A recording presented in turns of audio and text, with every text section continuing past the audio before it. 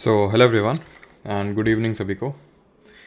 And class आज जो है शेड्यूल नहीं थी, एक्चुअली शेड्यूल तो थी कल की थी, ठीक है।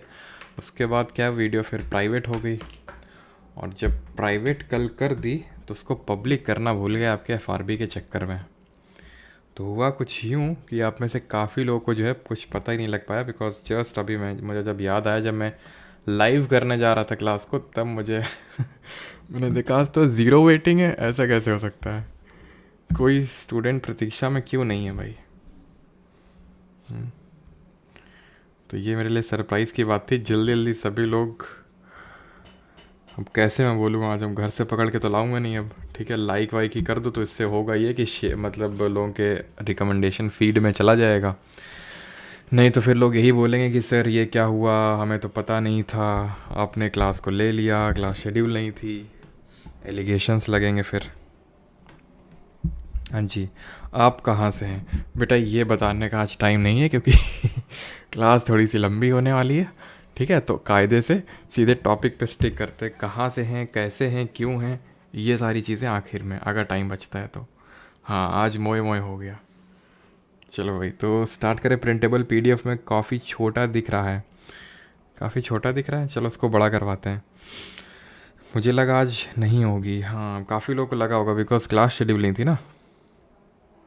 चलो कानपुर में बता देंगे भाई कहाँ से है, पहले कर लेते हैं चीज़ें, ठीक है। मैटर करने वाले हैं, मैटर तुम्हारा स्कूल में मैटर हो जाया करता होगा ना, तुम लोग का होता था कि नहीं होता था मैटर? हम्म, तुम लोग का मैटर होता था कि नहीं स्कूल में? मैटर तो समझते होगे ना, लेकिन हम यहाँ पे उस मैटर की नहीं बात कर रहे हैं। तो फिर किस मैटर की बात कर रहे हैं? What is matter? तो मैटर क्या चीज़ होती है?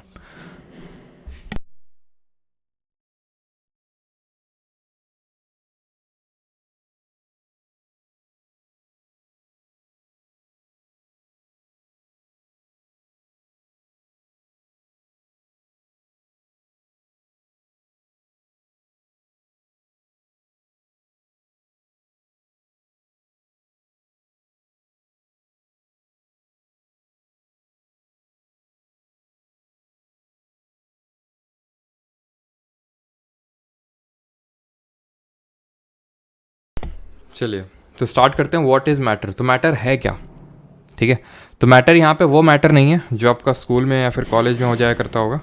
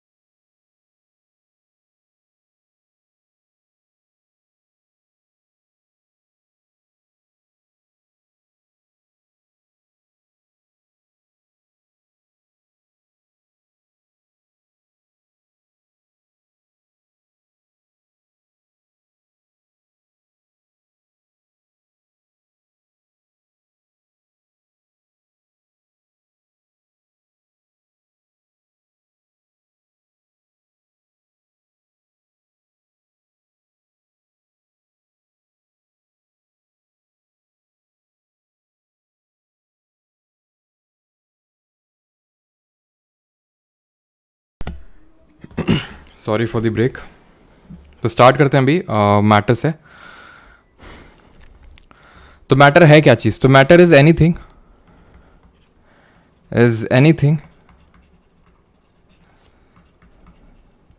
That has a fixed volume and occupies some space. यानी कि उसमें कुछ फिक्स्ड वॉल्यूम होना चाहिए और कुछ स्पेस ऑक्यूपाई करते रहना चाहिए, उसको हम बोलते हैं मैटर। अब कोई भी चीज़ मैटर हो सकती है, जैसे फॉर एग्जांपल मेरा लैपटॉप है, मेरा पेन टैब है, या फिर जो एयर है हमारे अराउंड, ये भी एक मैटर है। लेकिन कोई भी वो चीज़ जो स्पेस या फिर वॉल्यूम ऑक्यूपाई नहीं कर रही, उसको मैटर नहीं बोलेंगे। जैसे फॉर एग्जाम्पल जो मेरे थॉट्स हैं, जो मेरी ड्रीम्स हैं, क्या ये कोई स्पेस या कोई वॉल्यूम ऑक्यूपाई करके रखे हुए हैं? नो। तो इनको मैटर डील नहीं करेंगे। बहुत ही सिंपल, बहुत ही बेसिक सी डेफिनेशन है कि मैटर क्या होता है। तो मैटर कोई भी चीज़ जो फिक्स्ड वॉल्यूम या फिर फिक्स्ड स्पेस ऑक्यूपाई करके रखता है, ठीक है, उसको मैटर बोलते हैं।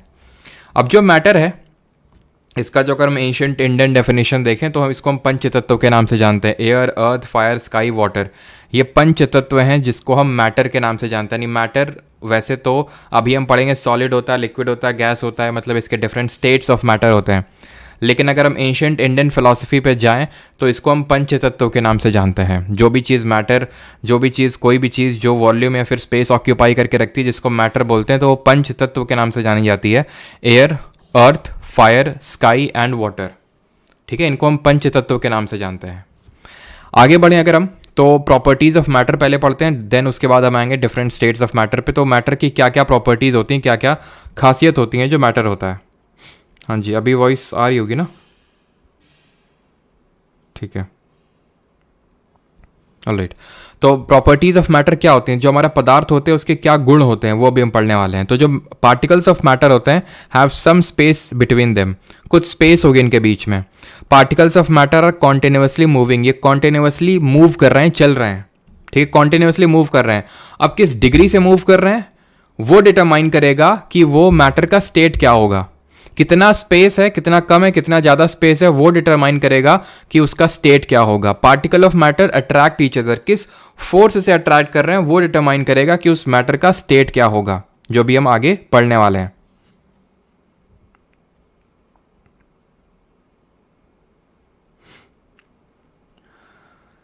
सर आपने मेडिवल और मॉडर्न हिस्ट्री कहाँ पढ़ाई है? कहाँ पढ़ाई? यहीं पढ़ाई और कहाँ पढ़ाई है? ठीक है, चलो। तो ये तीन चीज़ें होती हैं जो डिटरमाइन करती हैं कि उस मैटर की क्या प्रॉपर्टी होगी। तीन प्रॉपर्टी क्या हैं? Particles of matter have space between them, particles of matter are continuously moving and particles of matter attract each other. ये तीन चीज़ें आपको एकदम ध्यान में रखनी हैं, ठीक है, जो डिटरमाइन करेंगी कि स्टेट ऑफ मैटर क्या होगा। वो सॉलिड होगा, ठोस होगा, लिक्विड द्रव होगा, या फिर गैस यानी कि आपका गैस होगा, सिंपल, ठीक है। तो अगर हम बात करें जो सॉलिड, लिक्विड और जो गैस यानी ठोस, द्रव्य और जो गैस है, ये सिर्फ तीन स्टेट ऑफ मैटर नहीं होते हैं, टोटल ध्यान रखिएगा। जो पदार्थ होते हैं उसके 5 स्टेट्स होते हैं। There are 5 states of matter. पदार्थ की अवस्थाओं की अगर हम बात करें तो 5 अवस्थाएं होती हैं पदार्थ की। सॉलिड, लिक्विड, गैस के अलावा भी 2 होती हैं जो हम देखेंगे, बट जो हमारी basic fundamental 3 states of matter होते हैं वो 3 होते हैं, सॉलिड, लिक्विड, गैस। अब सॉलिड, लिक्विड, गैस को हम इन 3 पैरामीटर्स पे जज करने वाले हैं। पार्टिकल्स ऑफ मैटर के बीच में, उनके बीच में स्पेस कितना है, वो कॉन्टिन्यूसली मूव कर रहे हैं कि नहीं कर रहे हैं, और वो कितने डिग्री ऑफ फोर्स ऑफ उनके बीच में फोर्स ऑफ अट्रैक्शन लग रहा है, ठीक है।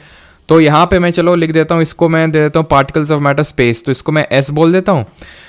इसको मैं या तो यहीं पे ऐसे लिख देता हूँ मैं कि ये स्पेस हो गया, ये पहला पैरामीटर हो गया हमारा। दूसरा पैरामीटर था particles are of matter are continuously moving. तो मूविंग का मतलब मैं बोल सकता हूँ काइनेटिक एनर्जी। फिजिक्स आप पढ़ चुके हैं, जब मैंने पिछली बार केमिस्ट्री पढ़ाया था तो उस टाइम तक फिजिक्स नहीं पढ़े थे, अभी फिजिक्स पढ़ चुके हैं, आपको पता है कि काइनेटिक एनर्जी यानी गतिज ऊर्जा क्या होती है। तो कोई भी किसी भी चीज़ में जो ऊर्जा जनरेट होती है due to its movement, due to its velocity, अगर कोई भी चीज़ मूव कर रही है उसमें काइनेटिक एनर्जी होगी, गतिज ऊर्जा होगी, जिसका फॉर्मूला जरा कमेंट में आप बताएंगे। तो काइनेटिक एनर्जी में दूसरे वाले को बोल सकता हूँ। तीसरा क्या? Particles of matter attract each other, यानी कि force of attraction, force of attraction, ठीक है। स्पेस, काइनेटिक एनर्जी और force of attraction solid, liquid और गैस के बीच में, इस पे अभी हम इन तीनों पैरामीटर्स पे इनको कैटेगराइज करेंगे कि भाई इनका स्पेस। अब मुझे बताइए सॉलिड में के जो सॉलिड के पार्टिकल्स हैं, सॉलिड के जो पार्टिकल्स हैं उनके बीच में स्पेस ज़्यादा होगा कि कम होगा? तो कम होगा, क्लोजली पैक्ड होंगे। अब कम होगा, क्लोजली पैक्ड होंगे, तो ऑब्वियस सी बात है क्यों क्लोजली पैक्ड हैं? क्यों? क्योंकि उनके बीच में जो फोर्स ऑफ अट्रैक्शन लग रहा है वो काफ़ी हाई है, और क्योंकि फोर्स ऑफ अट्रैक्शन काफ़ी ज़्यादा है इसकी वजह से वो आपस में क्या है, वो मूव नहीं कर पा रहे हैं। क्योंकि वो ज़्यादा मूव नहीं कर पा रहे हैं इसीलिए इनके बीच में जो काइनेटिक एनर्जी होगी वो भी काफ़ी लो होगी। तो हाई सिर्फ फोर्स ऑफ अट्रैक्शन होगा। वहीं अगर मैं गैस को देखो तो गैस के बीच, गैस में जो पार्टिकल्स हैं उसके बीच में जो स्पेस है वो बहुत ज़्यादा होगा, हाई होगा, फोर्स ऑफ अट्रैक्शन बहुत लो होगा, तभी तो उनके बीच में काइनेटिक एनर्जी जो गतिज ऊर्जा है वो भी बहुत हाई होगी। और लिक्विड में सारी चीज़ मीडियम होगी, दैट इज सॉलिड से, अगर मतलब सॉलिड में स्पेस लो है और गैस में हाई है तो उसके बीच में, मतलब सारी चीज़ें मीडियम में आप कंसिडर कर सकते हो लिक्विड में। आई होप ये बेसिक सी चीज़ आपको क्लियर होगी, इसमें किसी का कोई डाउट नहीं होगा। ये जैसे आप यहाँ पे देख सकते हैं सॉलिड लिक्विड गैस में कि किस तरह से जो सॉलिड है उसके बीच में जो उसके पार्टिकल्स उसके बीच में बहुत ही कम स्पेस है। रीज़न, फोर्स ऑफ अट्रैक्शन बहुत ज़्यादा है, बहुत ज़्यादा वो अट्रैक्ट कर रहे हैं खुद को, जिसकी वजह से वो मूव नहीं कर पा रहे हैं। क्योंकि वो मूव नहीं कर पा रहे हैं तो काइनेटिक एनर्जी, जो गतिज ऊर्जा, वो बहुत कम है सॉलिड केस में। लिक्विड में थोड़ा सा स्पेस बढ़ गया जिसकी वजह से काइनेटिक एनर्जी आ गई। एंड गैस में अगर हम बात करें तो गैस में बहुत ज़्यादा स्पेस है जिसकी वजह से काइनेटिक एनर्जी बहुत ज़्यादा होगी और बहुत तेज़ी के साथ ये मूव करेंगे। ठीक है, तो सॉलिड लिक्विड गैस में चीज़ आपको तीनों चीज़ें पता होनी चाहिए, बेसिक से थी, ऐसा कोई बहुत ज़्यादा इसमें हार्ड या फिर टफ चीज़ नहीं थी। मैंने आपको बताया था कि जो मैटर होता है, जो पदार्थ होता है, उसकी 5 अवस्थाएं होती हैं, 5 स्टेट्स होती हैं। कौन कौन सी? सॉलिड, लिक्विड, गैस एंड इसके अलावा 2 और होती हैं। 2 कौन सी होती हैं? वो चौथी और 5वीं होती है। 4th स्टेट ऑफ मैटर होता है हमारा, 4th स्टेट ऑफ मैटर होता है plasma. And 5th state of matter होता है, इसको मैं आगे लिखूंगा, बोस-आइंस्टाइन कंडेंसेट। पहले प्लाज्मा को समझ लेते हैं क्या होता है। तो लास्ट हमारा 3rd स्टेट ऑफ मैटर क्या था? गैस था ना। इसी गैस को अगर हम हीट कर दें बहुत ज़्यादा, तो ये जो गैस है ना, ये आयनाइज हो जाएगी। आयोनाइज हो जाएगी मतलब इसके आयंस में ये तब्दील हो जाएगी, तो आयोनाइज हो जाएगी ये, और इसी को ही हम बोलते हैं प्लाज्मा, जो कि हमारा 4th स्टेट ऑफ मैटर है। तो ध्यान रखिएगा, जो 4th स्टेट ऑफ मैटर है, यानी कि पदार्थ की जो चौथी अवस्था है, वो कैसे मिल रही है? जब हम गैस को बहुत ज़्यादा हीट कर रहे हैं तो वो क्या हो रही है? आयनाइज हो रही है, उस अपने आयंस में कन्वर्ट हो रही है, और उसी को हम 4th स्टेट ऑफ मैटर बोलते हैं। ठीक है, before moving forward 5th state of matter क्या होता है? मैटर की 5वीं अवस्था क्या होती है? तो इट इज़ बोस-आइंस्टाइन कंडेंसेट, और इससे खूब क्वेश्चन पूछे जाते हैं। ठीक है, बोस-आइंस्टाइन कंडेंसेट। अब ये बोस-आइंस्टाइन कंडेंसेट होता क्या है? तो अभी मैंने आपको बताया कि जो गैस है उसको अगर हम हीट कर देंगे तो वो प्लाज्मा में कन्वर्ट हो जाएगी। सेम गैस को अगर हम एब्सोल्यूट ज़ीरो टेम्परेचर में कूल डाउन कर दें, absolute zero temperature. Now what is absolute zero temperature? Absolute zero का मतलब होता है 0 केल्विन, जिसको कि अगर हम डिग्री सेल्सियस में कन्वर्ट करें तो -273 डिग्री सेल्सियस हो जाएगा। ठीक है, ये आपको पता होना चाहिए कि अगर आपको केल्विन से डिग्री सेल्सियस में जाना है तो 273 घटाना होता है, और डिग्री सेल्सियस से केल्विन में जाना है तो उल्टा कर देना, आपको 273 जोड़ देना होता है। ठीक है, तो गैस को अगर हम एब्सोल्यूट ज़ीरो टेम्परेचर पे रीच करवाएं तो वो जो है उसके जो है बोस-आइंस्टाइन कंडेंसेट या फिर हमें बोसॉन्स जो है देखने को मिलेंगे। इसी को हम 5th स्टेट ऑफ मैटर बोलते हैं। सबसे पहले इसको प्रिडिक्ट करने का काम किया था अल्बर्ट आइंस्टाइन। सर हाँ जी, वो भी करेंगे। ठीक है, रुक जाइए, अभी सारी चीज़ें करेंगे। ठीक है, एक एक करके यहाँ पे हम डिफरेंट मिक्सचर्स पढ़ने वाले हैं। हम ये पढ़ेंगे कि उनको सेपरेट कैसे करते हैं। ठीक है, डिफरेंट स्टेट ऑफ मैटर को एक दूसरे में कन्वर्ट कैसे करते हैं, सारी चीज़ें पढ़ेंगे। ठीक, हाँ जी, ठीक है। तो बोस-आइंस्टाइन कंडेंसेट, तो अगर हम बात करें अल्बर्ट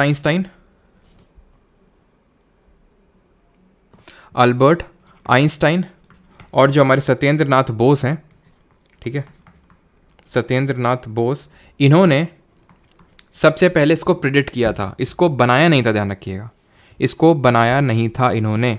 सिर्फ इनका काम इतना था कि इन्होंने प्रिडिक्ट किया था कि अगर हम ऐसा ऐसा करेंगे तो ये हो जाएगा। कब प्रिडिक्ट किया था इन्होंने? 1924 के टाइम पे किया था, 1924-25 में। अब क्यों नहीं कर पाए थे ये बोस-आइंस्टाइन कंडेंसेट, क्यों नहीं बना पाए थे? रीज़न उसका ये था क्योंकि तब तक इतना क्वांटम स्टैटिस्टिक्स उतना डेवलप नहीं हुआ था, और इतनी जो temperature, absolute zero temperature reach करवाना लेबोरेटरी में उस समय पॉसिबल नहीं था। जब फर्दर हमारी साइंस और डेवलप हुई तो उसके बाद इन द ईयर 1995, ये ध्यान रखिएगा, 2 नाम जो मैं लिखने वाला हूँ बहुत इंपॉर्टेंट है, 2 नाम। एक तो एरिक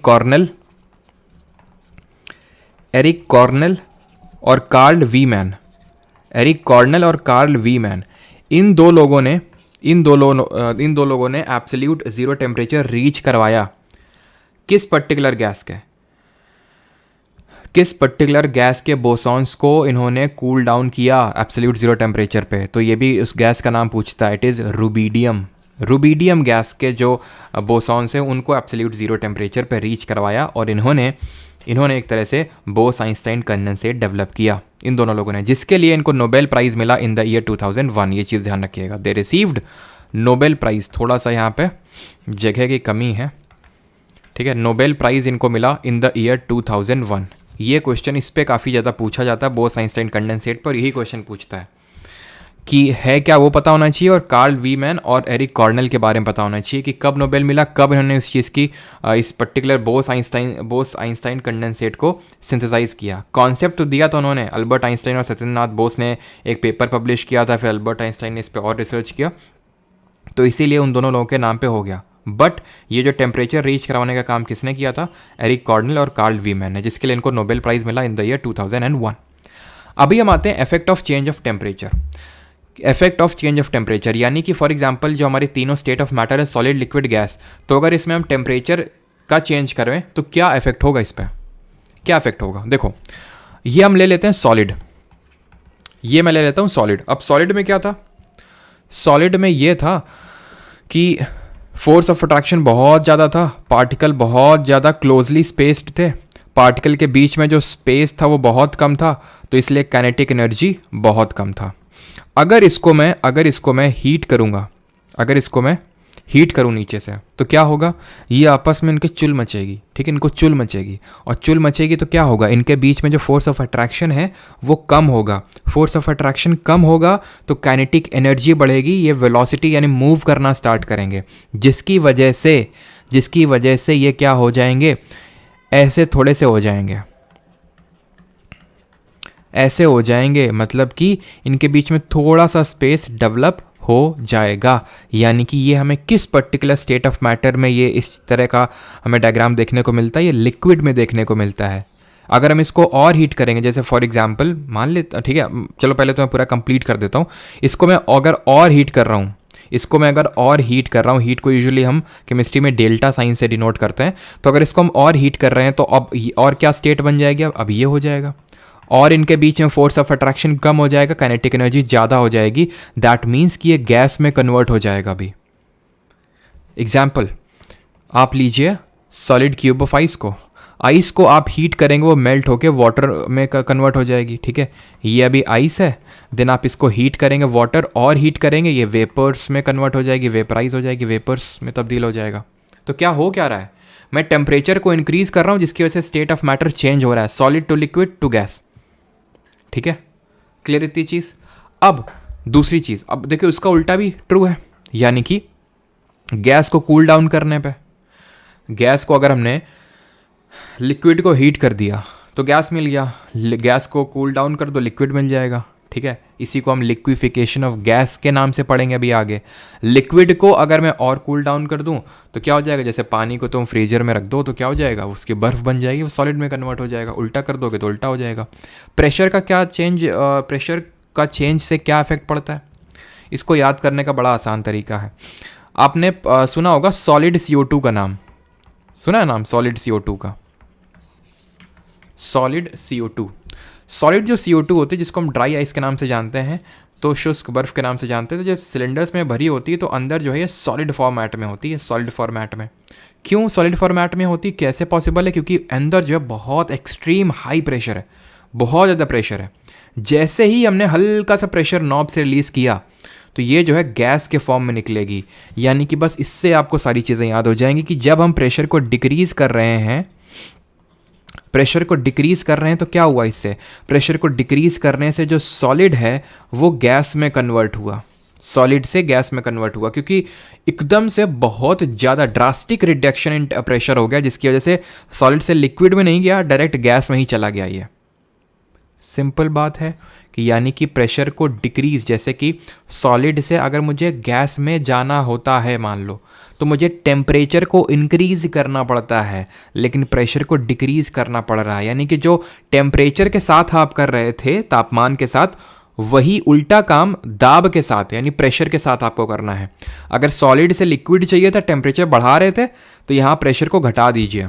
इसी को हम पढ़ते हैं क्या, चेंज ऑफ मैटर, यहाँ पे आप समझ लीजिए। देन आते हैं, इसी को पहले हम पढ़ लेते हैं, लिक्विफिकेशन ऑफ गैस, ठीक है। लिक्विफिकेशन ऑफ गैस में आपसे कभी कभी पूछ लेता है ये क्वेश्चन कि लिक्विफैक्शन ऑफ गैस करना है अगर, तो इसका मतलब क्या होता है? इसका मतलब ये है कि हमें गैस को लिक्विड में चेंज करना है। तो एडिक्वेट कंडीशंस क्या होनी चाहिए, फेवरेबल कंडीशंस क्या होती हैं गैस को लिक्विड में कन्वर्ट करने के लिए? तो पहला तो ये होता है, सिंपल है, लिक्विड को गैस में जाने के लिए क्या कर रहे थे? टेम्परेचर को इंक्रीज कर रहे थे, यहाँ टेम्परेचर को डिक्रीज कर दीजिए। दूसरा, प्रेशर को इंक्रीज कर दीजिए। टेम्परेचर के साथ जो करते हैं प्रेशर के साथ उसका उल्टा कर देते हैं। तो तापमान को घटाइए, दाब को बढ़ाइए, आपका लिक्विफिकेशन ऑफ गैस हो जाएगा। ठीक, अब चेंज ऑफ मैटर पे आ जाते हैं, बिकॉज इससे क्वेश्चन ये पूछ लेता है कि भाई इसको इसमें कन्वर्ट कर रहे हैं तो फिर इसको हम क्या बोलेंगे। जैसे फॉर एग्जांपल सॉलिड को लिक्विड में, लिक्विड को गैस में, ठीक है, तो इसको हम किस नाम से जानते हैं, ये हमारे लिए इंपॉर्टेंट है। सर एफआरबी वाले भी 2.0 वीडियोस देखें, एफआरबी पर स्टिक रहें। देखो अगर आपका ये मतलब एग्ज़ाम लगा हुआ है सीपीओ सीएचएसएल इन सब का, देखो केमिस्ट्री हम लोग नहीं करने वाले हैं एफआरबी में। लेट मी क्लियर यू, मैंने पहले ही बता दिया था आपको कि हम बायोलॉजी के बाद फिजिक्स उठाएंगे, फिजिक्स के बाद बाकी हमारे सब्जेक्ट्स होंगे। मैंने आपको शेड्यूल पहले ही दे दिया है, केमिस्ट्री नहीं होगा उसमें, क्योंकि रीज़न भी मैंने ही दिया था क्योंकि केमिस्ट्री अभी मैं करवाने वाला हूँ। तो केमिस्ट्री आप चाहें तो वहाँ से भी कर सकते हैं, इतना कोई बड़ा डील भी नहीं है केमिस्ट्री का कि भाई 4-5 क्वेश्चन आते हैं, ठीक है, मतलब इक्वली वेटेज होता है, ठीक है, बायो फिजिक्स केमिस्ट्री का। लेकिन ये है कि आप यहाँ से कर सकते हैं, फिनिश कर सकते हैं, ठीक है। तो आप देख लीजिए, क्योंकि केमिस्ट्री एफआरबी में नहीं होगी। चेंज ऑफ मैटर पे आते हैं। तो चेंज ऑफ मैटर में अगर हम बात करें तो सॉलिड से लिक्विड, लिक्विड से गैस, गैस से सॉलिड, ये चेंज ऑफ मैटर होता है हमारा। नाम क्या होता है ये बस हमारे लिए इंपॉर्टेंट है। जैसे कि सॉलिड से जब हम लिक्विड में जाते हैं तो उसको क्या बोलते हैं? उसको हम फ्यूजन के नाम से जानते हैं। लिक्विड से सॉलिड में आएंगे सॉलिडिफिकेशन, जैसे आपने पानी रख दिया फ्रीजर में, वो सॉलिडिफाई हो गया, बर्फ बन गया, तो उसको सॉलिडिफिकेशन बोलेंगे, ठीक है। सॉलिड से गैस में जा रहे हैं, अब ये इंपॉर्टेंट है क्योंकि भाई लिक्विड से गैस, लिक्विड से सॉलिड, सॉलिडिफिकेशन सबको पता है। ये जो हो गया फ्यूजन, यानी सॉलिड से हम लिक्विड में जा रहे हैं। कंडेंसेशन सबको पता होगा, संघनन सबको पता होगा, बिकॉज हमने पढ़ा था इसको, कहाँ? ज्योग्राफी में। याद आ रहा आपको? डिफरेंट फॉर्म्स ऑफ कंडेंसेशन मैंने आपको बताया थे, ड्यू, फॉग, मिस्ट, है ना, ओस इसको बोलते हैं, ओस की बूंद, ये हो गया आपका कोहरा, ये हो गया आपका कुहासा।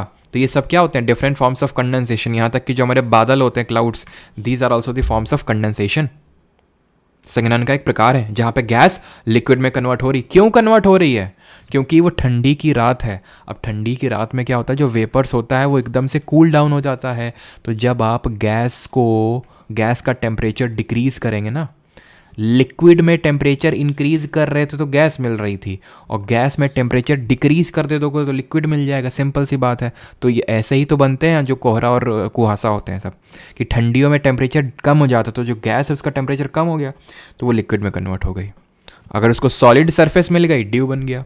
उसको कोई हाइग्रोस्कोपिक न्यूक्लियाई मिल गया, क्लाउड बन गया। उसको और कोई हाइग्रोस्कोपिक ग्राउंड में ही मिल गया न्यूक्लियाई, फॉग और मिस्ट बन गए, खत्म।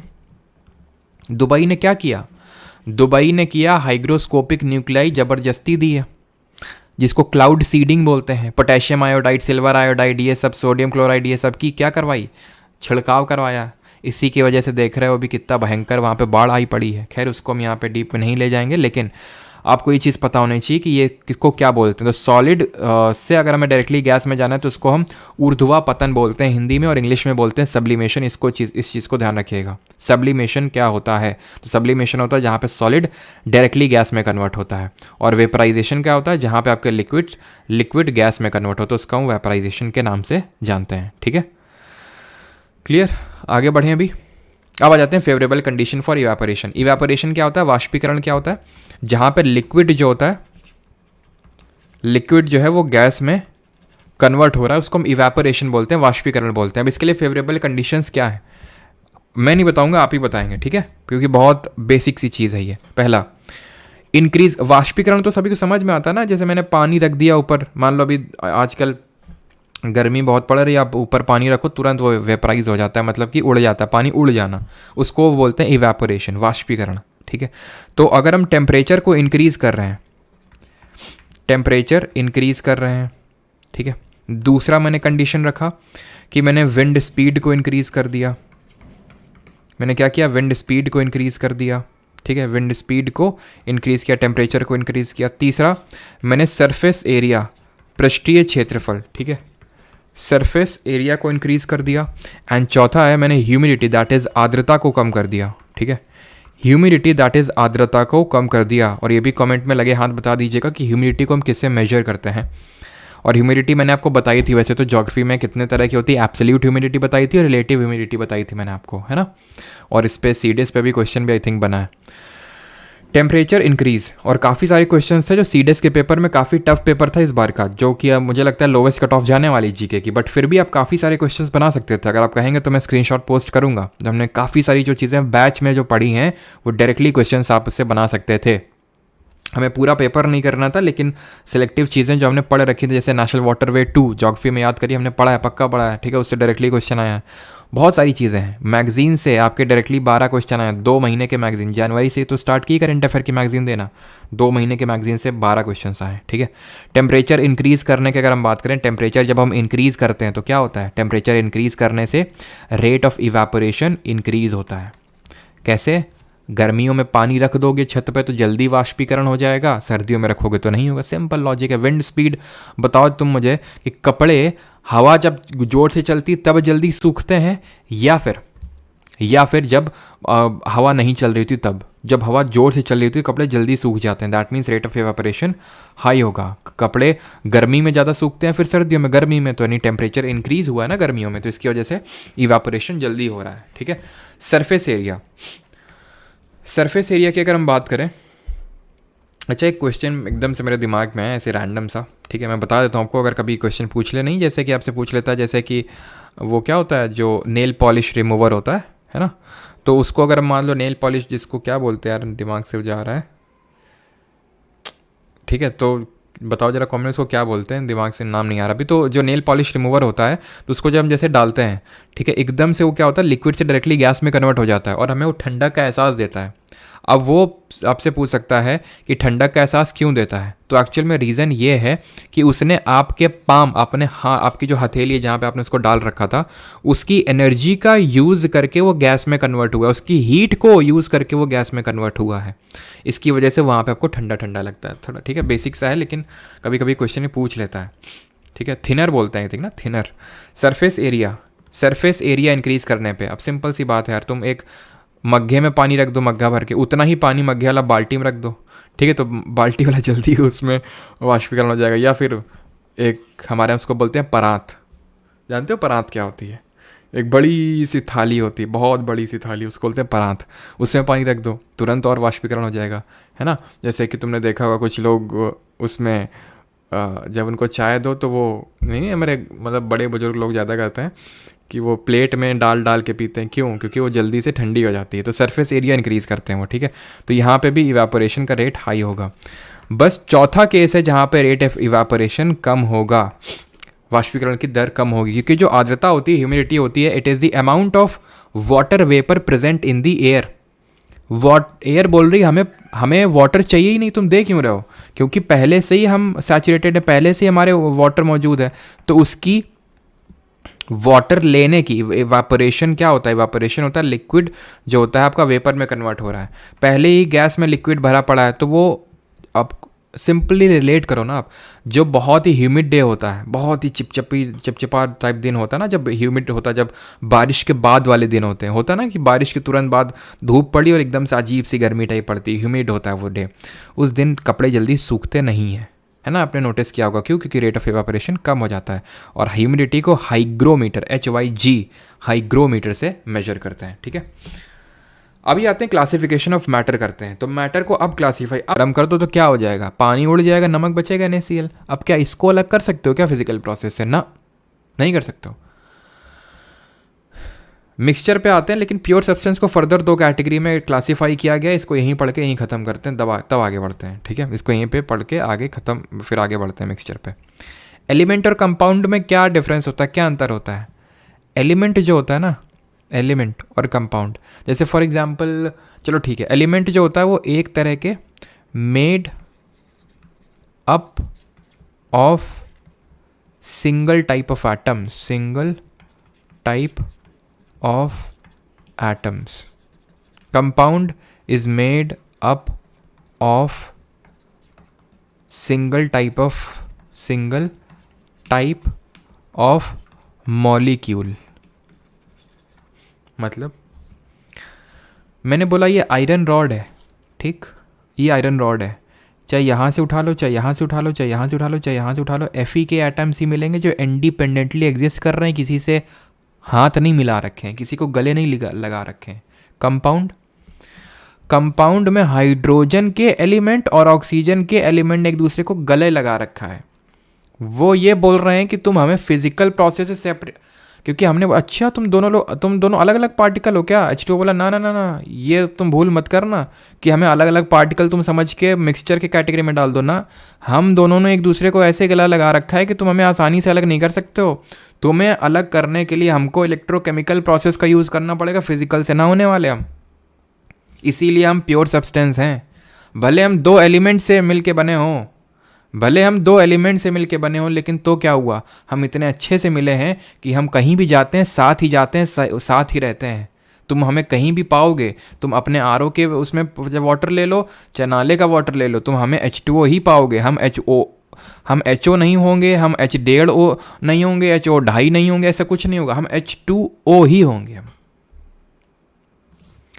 वहीं पे मिक्सचर पे तो एक बेसिक सा एग्जाम्पल देते हैं, ठीक है, एक बेसिक सा एग्जांपल देते हैं। जैसे फॉर एग्जांपल मिल्क लिया था, तो मिल्क में तुम्हें कहीं H2O मिल जाएगा, पता चला कहीं फैट मिल रहा है, कहीं प्रोटीन मिल रहा है, तो इसलिए उसको मिक्सचर की कैटेगरी में डाले थे। ये चीज़ क्लियर हुई कि नहीं हुई सबको?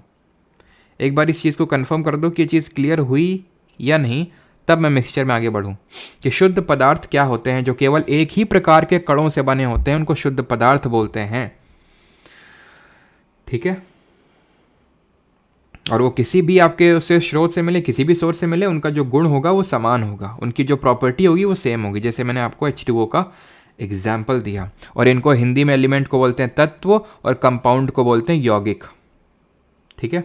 इसको क्या है, यौगिक को, अब यौगिक और एलिमेंट में एक और डिफरेंस आप समझ सकते हो कि H2O को हम फिजिकल प्रोसेस से तो अलग नहीं कर सकते हैं, लेकिन कर तो सकते हैं ना। फिजिकल प्रोसेस से कर लेते होते तो मिक्सचर में होता, और ना कर पाते तो एलिमेंट होता। कर पा रहे हैं, लेकिन इलेक्ट्रोकेमिकल से H और O अलग हो जाएंगे ना। Fe को क्या अलग करोगे तुम? Fe में क्या अलग करोगे तुम? कुछ अलग नहीं कर पाओगे। तो एलिमेंट को जो है, जो तत्व है, उसको सरल संघटकों में, यानी कि फर्दर सिंपलर सब्सटेंसेस में ब्रेक नहीं कर सकते हो, बट कंपाउंड को कर सकते हो, ठीक।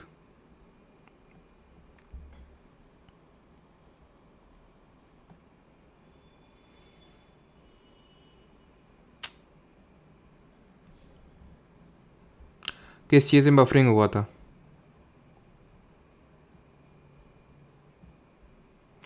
किस चीज़ में बफरिंग हुआ था?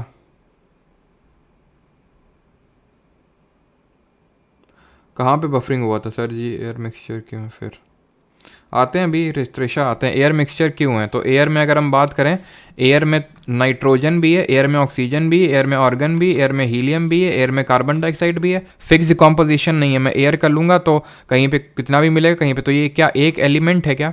क्या एक कोई कंपाउंड है क्या? नहीं, उसका फिक्स कॉम्पोजिशन नहीं। कहाँ बफरिंग हुई थी? क्लासिफिकेशन के स्टार्टिंग से ही हुआ था सर। दिमाग खराब है यार आज एकदम। तो ठीक है, मतलब पूरी रामायण हो गई। ये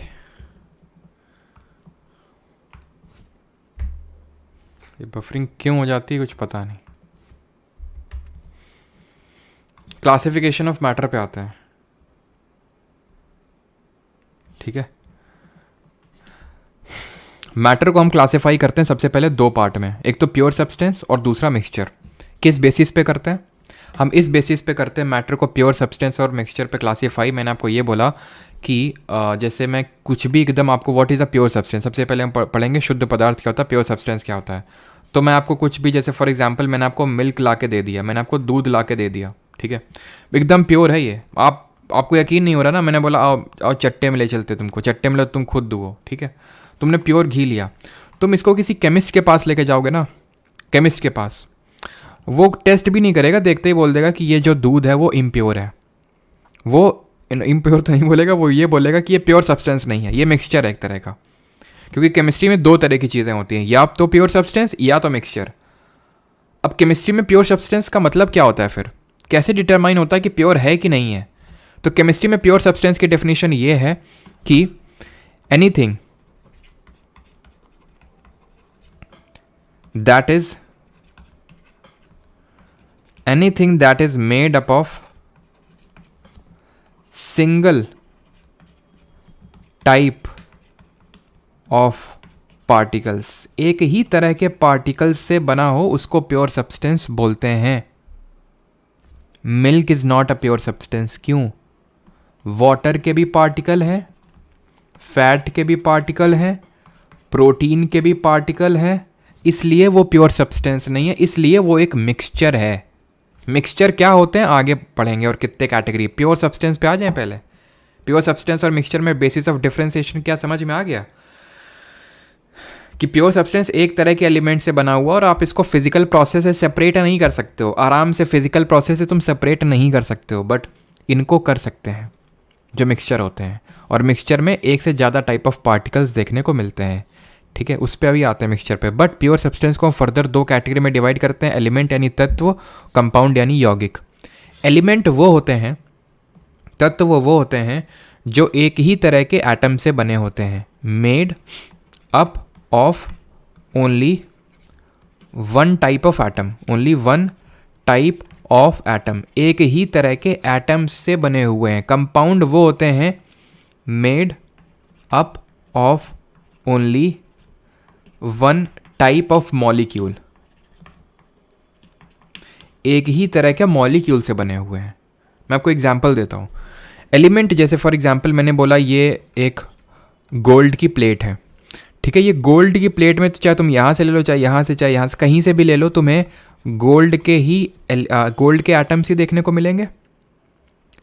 फ्री फॉर्म में एग्जिस्ट करेंगे क्या? किसी से जुड़े हुए हैं? ये नहीं जुड़े हुए हैं।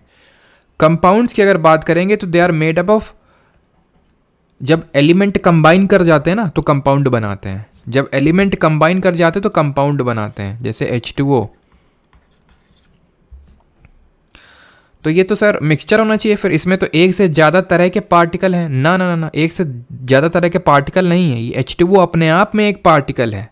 H2O ये बोल रहा है कि भाई हाइड्रोजन ऑक्सीजन ये बोल रहे हैं कि हम दो एलिमेंट हैं, हम ठीक है अलग अलग एलिमेंट हैं, हम एक एलिमेंट नहीं है। हम ये नहीं बोले कि हम एलिमेंट है, लेकिन हमसे ये मत बोलना कि हम प्योर सब्सटेंस नहीं है। क्यों? क्योंकि हम दोनों ने एक दूसरे को ऐसे बांध रखा है कि तुम हमें फिजिकल प्रोसेस से पहली बात तो सेपरेट नहीं कर सकते हो। दूसरी बात, तुम चाहे कहीं से भी हमें ले लो, चाहे तुम अपने घर के आरओ का पानी ले लो, चाहे तुम समुद्र का ले लो, या फिर चाहे तुम नाले का पानी ले लो, हम को तुम H2O के फॉर्म में ही पाओगे, ना कि H1.5O, H3O, H4O या फिर H2O2 ना, तुम हमें H2O के रूप में ही पाओगे। तो इसलिए हम एक प्योर सब्सटेंस है। हाँ, एलिमेंट नहीं है, हम कंपाउंड है, लेकिन हम एक तरह का पार्टिकल ही है अपने आप में, इसलिए हम प्योर सब्सटेंस है। अब क्या चीज़ क्लियर हुई सभी को, या फिर अभी भी किसी को कोई प्रॉब्लम है?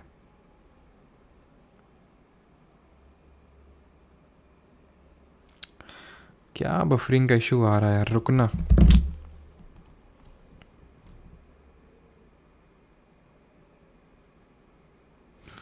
नेट तो यार सही है, connectivity.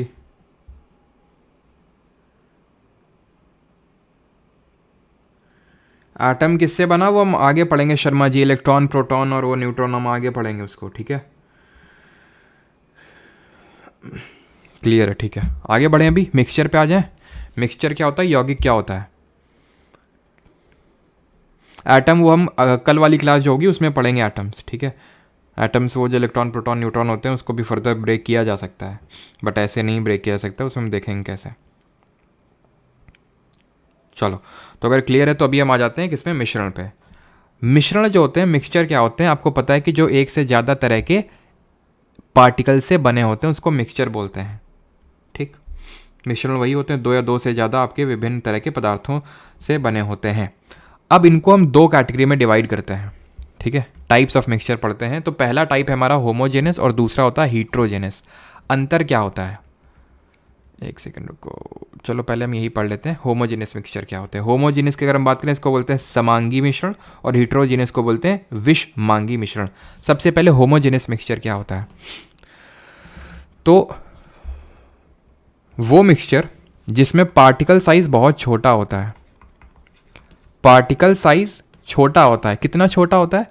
Less than a nanometre, less than 1 nanometre. 1 nanometre में 10⁻⁻9 मीटर होता है। इतना छोटा पार्टिकल होता है कि can't be seen through naked eyes, यानी कि खुली आंखों से आप नहीं देख सकते हैं, माइक्रोस्कोप वगैरह लगाना पड़ेगा, ठीक है। तो नेकेड आइज से आप इसको नहीं देख सकते हैं, क्योंकि पार्टिकल साइज इतना छोटा है, नेकेड आइज से आप नहीं देख सकते हैं। इसके लिए इसकी वजह से इसमें इसको फिज़िकल प्रोसेस से आसानी से सेपरेट करना, फिज़िकल प्रोसेस से सेपरेट करना पॉसिबल नहीं है। फिज़िकल प्रोसेस से सेपरेट करना पॉसिबल नहीं है। तो फिर ये प्योर सब्सटेंस से अलग कैसे है? क्योंकि होमोजेनस मिक्सचर में एक से ज़्यादा तरह के पार्टिकल्स हैं, इसलिए, ठीक है। होमोजेनस जो मिक्सचर होता है इसको हम सॉल्यूशन के नाम से जानते हैं, सॉल्यूशन के नाम से जानते हैं होमोजेनस मिक्सचर को। ये सॉल्यूशन सॉलिड सॉलिड भी हो सकता है, सॉलिड लिक्विड भी हो सकता है, और सॉलिड गैस भी हो सकता है। जैसे फॉर एग्जांपल मैंने क्या किया, मैंने पानी में चीनी को घोल दिया, मैंने पानी में चीनी को घोल दिया, सॉलिड को लिक्विड में डिसॉल्व कर दिया, सॉलिड लिक्विड सॉल्यूशन हो गया। सॉलिड सॉल्यूशन का सबसे बेस्ट एग्जांपल है एलॉय। एलॉय आपका एक सॉल्यूशन होता है, ध्यान रखना इस चीज़ को। सॉल्यूशन का मतलब यही नहीं पानी, सॉल्यूशन को सुनते ही पानी ना आना चाहिए दिमाग में, वो सॉलिड सॉल्यूशन भी हो सकता है, और वो एलॉय है इसका सबसे बेस्ट एग्जांपल। यानी alloy is a homogeneous mixture. कैसे? देखिए होमोजेनस मिक्सचर में क्या होता है, जैसे आपने पी होगी कभी कोल्ड ड्रिंक, तो कोल्ड ड्रिंक आपने जब पी होगी तो आप जब पीते होगे तो पहला टेस्ट, पहला जो घूंट होगा और आखिरी घूंट आपको सेम टेस्ट करेगा। यहाँ पे अब तुम इकोनॉमिक्स का मार्जिनल यूटिलिटी वाला कॉन्सेप्ट मत लगा देना, सीमांत उपयोगिता वाला, है ना, कि भाई पहली रोटी बड़ी अच्छी लगती है, आखिरी वाली बड़ी कम लगती है क्योंकि यूटिलिटी घटती जाती है, और वो कॉन्सेप्ट तुम मत लगाना यहाँ पे, ठीक है। कंसिडरिंग कि तुम्हारी प्यास जो है बुझी हुई है, ठीक है, इतने भी तुम प्यासे नहीं हो, ठीक है, तो तुम टेस्ट सेम एक्सपीरियंस करोगे। पहला वाला सिप लोगे और आखिरी वाला सिप लोगे, क्या टेस्ट में कोई नॉन यूनिफॉर्मिटी है क्या? जैसे कि तुम जैसे चीनी है, ठीक, पानी है, पानी में चीनी डालो, नमक डालो, नींबू डालो, लेमोनेड बना दिया तुमने, नींबू पानी बना दिया। अब क्या पहले घूंट और आखिरी घूंट में अंतर है कोई? तुम बोलोगे हाँ अंतर है, आखिरी वाला ज़्यादा मीठा लगता है। काहे से? तुम चीनी नहीं घोले हो ढंग से, उसको घोल लो ढंग से, उसके बाद कोई नॉन यूनिफॉर्मिटी नहीं मिलेगी, और तुम देख के बता नहीं पाओगे कि ये देखो ये नींबू का पार्टिकल है, ये देखो ये सिर्फ पानी का पार्टिकल, ये देखो चीनी का, ये देखो नमक का NaCl घूम रहा है, नहीं बता पाओगे नेकेड आइज से। That is why it is a homogeneous mixture. वो होमोजेनस सेम एलॉय में भी है। ब्रॉन्ज जो होता है, ब्रास होता है, कोई कुछ भी ले लो, क्या तुम बता पाओगे ये देखो कॉपर है, और ये देखो जिंक टाइल्ला, ये देखो कॉपर टाइल्ला, ये देखो जिंक टाइल्ला? नहीं बता पाओगे भाई। सेम कॉम्पोजिशन तुम कहीं से उठा लो, तुम्हें सेम कॉम्पोजिशन मिलेगा कॉपर एंड टिन का, ठीक है। लेकिन क्योंकि एक तरह के उससे नहीं बने एलिमेंट से, और क्योंकि अब जैसे तुम बोलोगे सर जैसे वहाँ पे एलिमेंट था ना एक हाइड्रोजन ऑक्सीजन, तो वहाँ यहाँ पे भी तो जैसे कॉपर और टिन ही है, लेकिन इन दोनों ने खुद को गले नहीं लगाया हुआ है, कोई इन दोनों ने आपस में बॉन्डिंग नहीं बनाई हुई है, कॉपर और जिंक ने। ध्यान रखिएगा इस चीज़ को, इसलिए इसको हम ब्रॉन्ज को प्योर सब्सटेंस में नहीं रखेंगे। ब्रॉन्ज किसका एलॉय होता है, किसकी मिश्र धातु होती है? एलॉय क्या होते हैं? एलॉय वो होते हैं जो एक से ज़्यादा, दो या दो से ज़्यादा मेटल या नॉन मेटल के मिक्सचर होते हैं। किस तरह के मिक्सचर है? होमोजेनस मिक्सचर हैं, ठीक है। तो कॉपर और टिन के मिक्सचर को बोलते हैं ब्रॉन्ज, कॉपर और जिंक के मिक्सचर को बोलते हैं ब्रास, ठीक है। कॉपर और जिंक के मिक्सचर को बोलते हैं ब्रास। एंड गोल्ड की बात करें तो गोल्ड भी आपका जो होता है वो कभी भी 24 कैरेट खरा सोना नहीं होता, क्योंकि वो खरा सोना हुआ तो तुम पहन नहीं पाओगे, खरखरा जाओगे, क्योंकि वो इतना ज़्यादा मैलेबल होता है। मेटल नॉन मेटल वाले चैप्टर में पढ़ेंगे, इतना ज़्यादा सॉफ्ट होता है वो कि 24 कैरेट प्योर गोल्ड आप पहन ही नहीं सकते, इसलिए उसमें थोड़ा कॉपर और सिल्वर वगैरह मिला जाता है, ठीक है। इतना भी ज़्यादा नहीं, वो डिपेंड करता है, ठीक है। जो हमारा स्टेनलेस स्टील होता है, ठीक है, जो हमारा स्टेनलेस स्टील होता है, ठीक है, जो स्टील होता है ये भी आपका एलॉय होता है, जिसमें कि आपका आयरन होता है, ठीक है। इसी में ही थोड़ा बहुत हम क्रोमियम, निकल और कार्बन जो है मिक्स कर देते हैं इसको स्ट्रेंथ प्रोवाइड करने के लिए, ठीक है। हम आगे इस चीज़ को पढ़ेंगे जब और भी पढ़ेंगे, जैसे कि एलॉय में अगर हम मरकरी मिला दें, मरकरी का सिंबल होता है Hg, इसको हिंदी में पारा बोलते हैं, तो वो एलॉय का नाम पड़ जाता है एमलगम, तो एमलगम क्या होता है? एमलगम वो एलॉय होता है जिसमें कि एक मेटल आपका मरकरी होगा ही होगा, उसको हम बोलते हैं। और हाँ, एक और होता है आपका सोल्जर होता है, ठीक है, वे सोल्डर बोलेंगे इसको, नॉट सोल्जर, सोल्डर होता है आपका, ठीक है। सोल्डर किसका होता है? ये लेड और टिन का होता है, ये लेड और टिन। अब मुझे पता है काफ़ी लोगों को आप में से सिंबल नहीं पता है कि लेड का क्या सिंबल होता है, टिन का क्या होता है। तो लेड का पीबी होता है, टिन का एसएन होता है। लेकिन ठीक है, धीरे धीरे सारी चीज़ें आपको आ जाएंगी, बिकॉज केमिस्ट्री आज हमने स्टार्ट करी है, ना कि फिनिश कर रहे हैं, ठीक है। ऐसे ही जर्मन सिल्वर होता है। जर्मन सिल्वर का कितने लोगों ने नाम सुना है? जर्मन सिल्वर, इसमें सिल्वर नहीं होता है, बस ये ध्यान रखना है, इसलिए थोड़ा इंपॉर्टेंट हो जाता है। ये कॉपर का अलॉय होता है जिसमें कि आपको निकल देखने को मिलता है, थोड़ा बहुत कभी कभी जिंक भी आपको देखने को मिल सकता है, लेकिन इसमें सिल्वर नहीं होता, ये चीज़ ध्यान रखना, नो सिल्वर, ठीक है। तो जर्मन सिल्वर, ये चीज़ ध्यान रखिएगा, German silver, bronze, brass, solder, ठीक है। और आपका स्टील हो गया। एंड ये अमलगम क्या होता है? अभी आते हैं हीट्रोजेनस मिक्सचर पे। हीट्रोजेनस मिक्सचर, अब होमोजेनस में तुम समझ गए, पार्टिकल साइज बहुत छोटा होता है, 1 नैनोमीटर से छोटा, इसलिए नेकेड आई से देख नहीं सकते हैं। हीट्रोजेनस मिक्सचर में क्या होता है? पार्टिकल साइज बड़ा होता है। जो पार्टिकल साइज होता है it is greater than 10 nanometre, 10 nanometre से बड़ा होता है, इसीलिए can be seen through naked eyes. जैसे फॉर एग्जाम्पल, ये मैंने पानी लिया, इसमें मैंने रेती डाल दी, यानी रेत डाल दी, फिर सैंड डाल दी, तो मैं क्लियरली देख सकता हूँ ना कि ये सैंड का पार्टिकल है या फिर वाटर का पार्टिकल है, बिल्कुल मैं इसको क्लियरली देख सकता हूँ। दैट मीन्स वो एक हीट्रोजेनस मिक्सचर होगा। इसमें मैं चलो आपको एक और एग्जांपल देता हूँ। जैसे सॉइल होती है हमारी, सॉइल, जो सॉइल होती है, अच्छा ये बताओ जो एयर होगी वो किस तरह का मिक्सचर होगी? एयर मिक्सचर है, मैंने आपको थोड़ी देर पहले बताया था क्यों मिक्सचर है, क्योंकि इसमें नाइट्रोजन, ऑक्सीजन, ये सारी चीज़ें हैं, ठीक है। ये बताओ कि होमोजेनस होगी या हीट्रोजेनस होगी? तो जैसे हमारा सॉइल हो गया, ठीक है, जो सॉइल है, सॉइल में ये हमारा एक तरह का हीट्रोजेनस मिक्सचर ही होगा, बिकॉज इसमें हम क्लियरली देख सकते हैं सॉइल के सैंड के पार्टिकल हैं या फिर ये कुछ माइक्रोब हमें दिख रहा है, तो हमें अलग अलग देखने को मिलता है, और उनको फिजिकल प्रोसेस से can be separated through physical process. यानी कि हमें कुछ इलेक्ट्रोलिटिक इस तरह का प्रोसेस, मतलब कुछ हमें इलेक्ट्रोकेमिकल प्रोसेस और इस तरह का प्रोसेस की ज़रूरत नहीं पड़ेगी, can be separated easily through the physical process, ठीक है। फिजिकल प्रोसेस से आसानी से सेपरेट हो सकते हैं। पार्टिकल साइज 10 नैनोमीटर से बड़ा होता है यहाँ पे। तो ये आपके देख सकते हैं difference, it is non uniformly distributed, यानी कि ये हेट्रोजेनस मिक्सचर है, नॉन यूनिफॉर्म डिस्ट्रीब्यूशन होता है, ठीक है। और यहाँ पे यूनिफॉर्म डिस्ट्रीब्यूशन होता है। It can be seen through naked eye, can be seen but it can not be seen, it can be separated easily, can not be separated easily, आसानी से अलग नहीं कर सकते होमोजेनियस को। Constituent particle present poses different physical properties, constituent particle present do poses the same physical properties. ये size of particle is comparatively large, कितना है वो पता होना चाहिए, 10 नैनोमीटर, और यहाँ पे छोटा होता है। एक डिफरेंस और नोट करना, ये रिलेटिवली अनस्टेबल होता है ये मिक्सचर, और ये जो होता है स्टेबल होता है। अब ये अनस्टेबल और स्टेबल का मतलब क्या है यहाँ पे? इसका मतलब ये है कि अगर इसको हम रखा हुआ छोड़ देंगे तो इसमें कोई ना कोई चीज़ नीचे सेटल डाउन कर जाएगी। जैसे कि ये रेती वाला जो मिक्स, मैंने पानी डाला तो इसमें रेत डाली थी, इसको अगर मैं थोड़ी देर लेफ्ट अनटच्ड छोड़ दूंगा, इसको कुछ मैं हिलाऊंगा डुलाऊंगा नहीं, तो अपने आप जो धीरे धीरे धीरे धीरे धीरे जो भी सैंड है वो नीचे सेटल डाउन कर जाएगी, इसलिए अनस्टेबल है।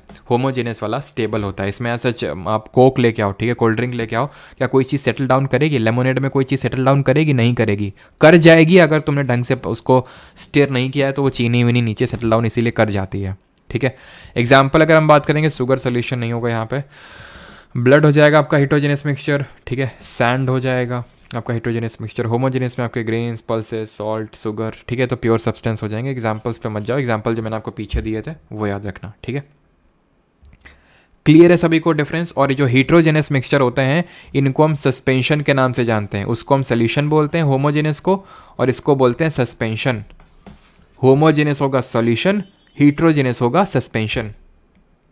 किसी को डाउट है यहाँ तक?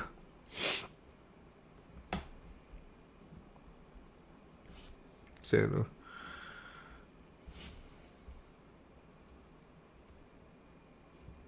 हाँ, हिंदी में बताया तो मैंने, ये हेट्रोजेनस जो मिक्सचर होता है उसको विषमांगी मिश्रण बोलते हैं, और उसको होमोजेनस को समांगी मिश्रण के नाम से जाना जाता है। बाकी यहाँ पे जो पार्टिकल साइज होता है, यानी कि जो अणु का आकार होता है, वो मैंने बता दिया 10 नैनोमीटर, ठीक है, नैनोमीटर को नैनोमीटर ही बोलते हैं। अब आगे बढ़ें, बताइए जल्दी से। अब हम देखने वाले हैं टिंडल इफेक्ट। केमिस्ट्री क्लास कितने दिन चलेगी? 6-7 क्लासेस हैं total I think. Sir Kanpur में भी बारिश हो रही है? नहीं तो रविंदर जी, कानपुर में तो बारिश नहीं हो रही है। चलिए तो आगे बढ़ते हैं। अभी ये क्या है? इसको बोलते हैं स्कैटरिंग। इसको क्या बोलते हैं? इसको बोलते हैं स्कैटरिंग। स्कैटरिंग का मतलब होता है प्रकीर्णन। हम लोगों ने इस चीज़ को पढ़ा था फिजिक्स में, पढ़ा था फिजिक्स में। जरा बताइए कमेंट में कौन कौन से फिनोमिना स्कैटरिंग की वजह से हो रहे थे। कौन कौन से फिनोमिना स्कैटरिंग की वजह से हो रहे थे? तो पहला हमने जो फिनोमिना पढ़ा था स्कैटरिंग की वजह से, वो था ब्लू कलर ऑफ स्काई, पढ़ा था ब्लू कलर ऑफ स्काई। और दूसरा फिनोमिना क्या पढ़ा था जो स्कैटरिंग की वजह से हो रहा था? Red colour of sun during sunrise and sunset, पढ़े थे ना। अब मैं एक्सप्लेन नहीं करने वाला हूँ कैसे स्कैटरिंग वो होता है। स्कैटरिंग का मतलब होता है जैसे ब्लू कलर को, चलो मैं एक्सप्लेन करता हूँ कि भाई जो सनलाइट होती है वो वाइट लाइट होती है। White light is compose of 7 different colours. अब होता क्या है कि जिसकी वेवलेंथ कम होगी, जिसकी वेवलेंथ सबसे कम होगी, वो बहुत ज़्यादा स्कैटर करेगा, वो बहुत ज़्यादा बिखरेगा, क्योंकि हमारे एटमॉस्फेयर में बहुत सारे क्या पार्टिकल्स हैं जो उसको बिखेर देंगे, किसको? ब्लू लाइट को, इसलिए ब्लू अपीयर होता है। बट एक्चुअल कलर जो होता है वो ब्लैक होता है स्काई का। जो हमारे एस्ट्रोनॉट्स वगैरह जाते हैं जब ऊपर, तो उनको ब्लैक ही अपीयर होता है। ठीक है, ये चीज़ आपको पता होनी चाहिए। और इसमें अगर आप में से किसी ने 11th-12th में ढंग से फिजिक्स पढ़ी होगी तो ये नाम ज़रूर सुना होगा अपने, रैलेज स्कैटरिंग लॉ, जो ये बोलते हैं कि इंटेंसिटी जो होती है स्कैटर्ड लाइट की वो इन्वर्सली प्रोपोर्शनल होती है to the 4th power of the wavelength, है ना। ये आपको रटना नहीं है, बस मैं आपको बता रहा हूँ इस तरह से, किस तरह से वेवलेंथ कम होगी तो इंटेंसिटी ज़्यादा होगी।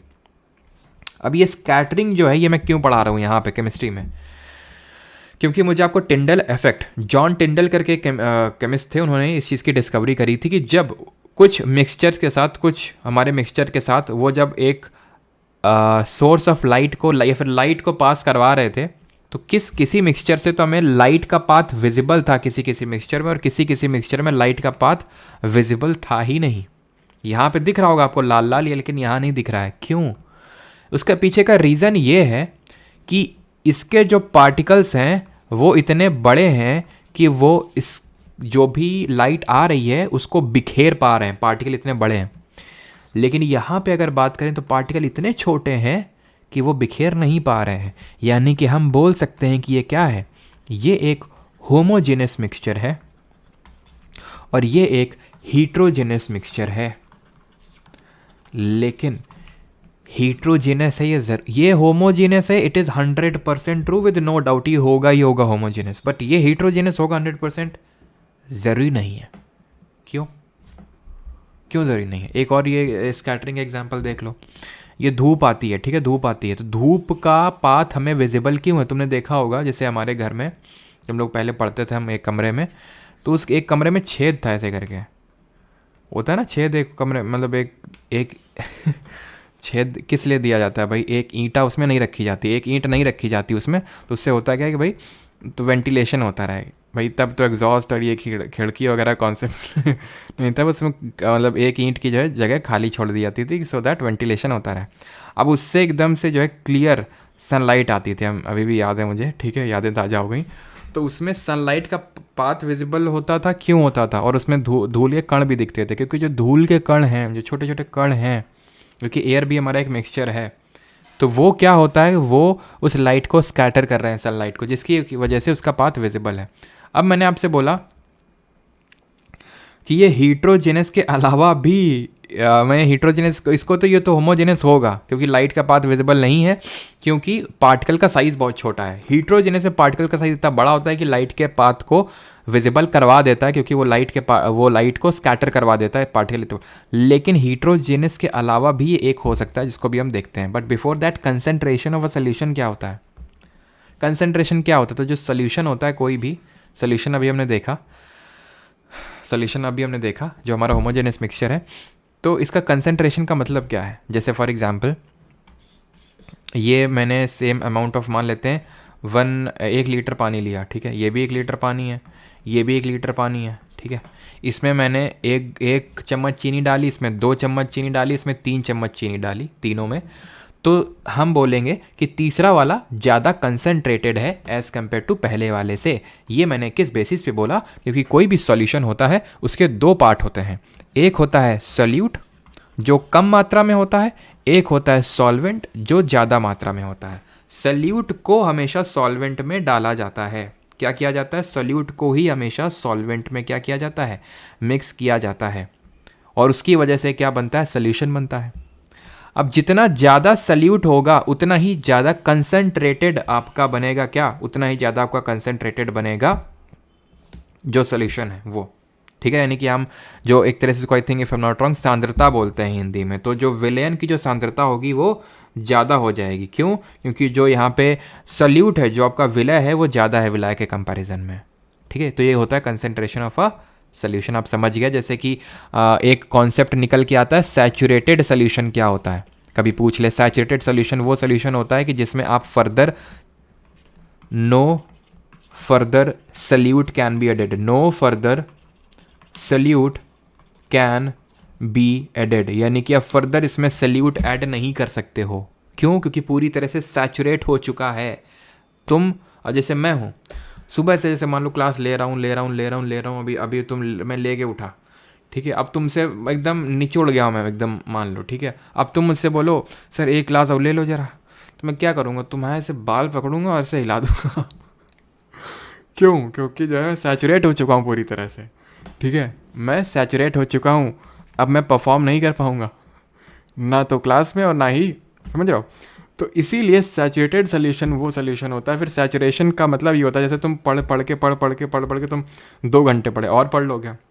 अब मान लेते तुम पूरे दिन से पढ़े जा रहे हो, ठीक है, इतना पढ़ लिया कि अब तुम्हारी तथा बची नहीं। अब हम तुमसे बोले तुम पढ़ लो, तो तुम बोलोगे नहीं पढ़ पाएंगे। क्यों? क्योंकि तुम पूरी तरह से सैचुरेट हो चुके हो। जैसे कि अब मान लो ये पानी है, तो पानी में मैंने 1 चम्मच चीनी डाल दी, 2 चम्मच डाल दी, 3 डाल दी, बोरा उठा के डाल दूंगा तो बोरा को घोल देगा क्या? वो नहीं घोल पाएगा। तो क्योंकि उसका सैचुरेशन पॉइंट रीच कर चुका है, ठीक है। ज़्यादा इस पर डिस्कशन नहीं करते हैं, आई होप क्लियर हो गया होगा। अच्छा, एक इम्पॉर्टेंट यहाँ से कॉन्सेप्ट निकल के आता है, एग्जाम्पल आपका दिया हुआ है, कभी कभी ये क्वेश्चन आपका बन जाता है, एंड दैट इज़ ये टिंचर ऑफ आयोडीन क्या होता है? टिंचर ऑफ आयोडीन क्या होता है ये, ठीक है। तो टिंचर ऑफ आयोडीन ये एक तरह का सोल्यूशन है जहाँ पे सल्यूट होता है आपका आयोडीन, जिसको हम पोटेशियम आयोडाइड के फॉर्म में लेते हैं, एंड सॉल्वेंट होता है इथाइल अल्कोहल, ठीक है, या फिर उसी को ही एथेनॉल बोलते हैं हम लोग, है ना। एथेनॉल, वो चलो अभी फॉर्मूला नहीं बता रहे हैं बिकॉज अभी एल्केन ये सब कुछ पढ़ा नहीं है। तो iodine in ethanol is known as tincture of iodine, and इसको हम एंटीसेप्टिक के तौर पे यूज़ करते हैं। किसके तौर पे? एंटीसेप्टिक के तौर पे इसको हम यूज़ करते हैं। किसको? टिंचर ऑफ आयोडीन को। क्लियर इतनी चीज़? ठीक।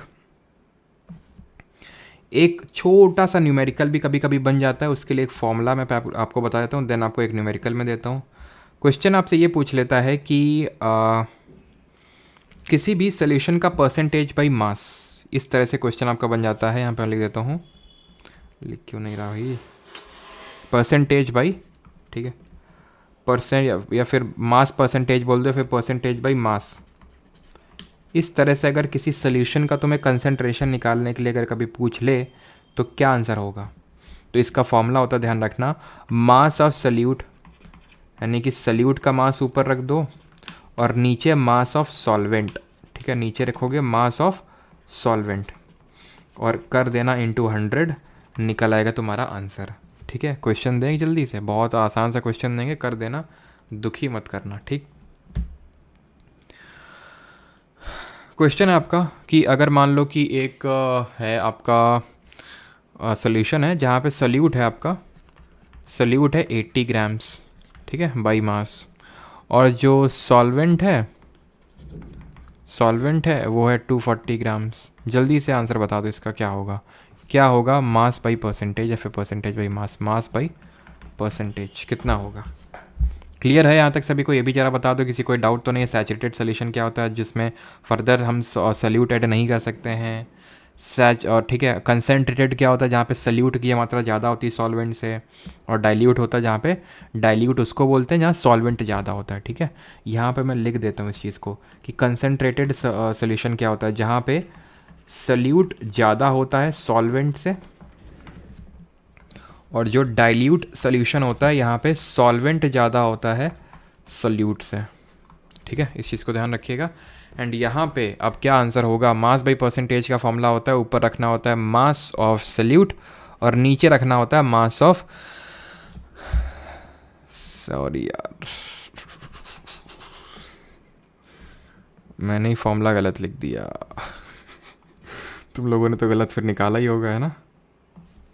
देखते हैं ज़रा आंसर।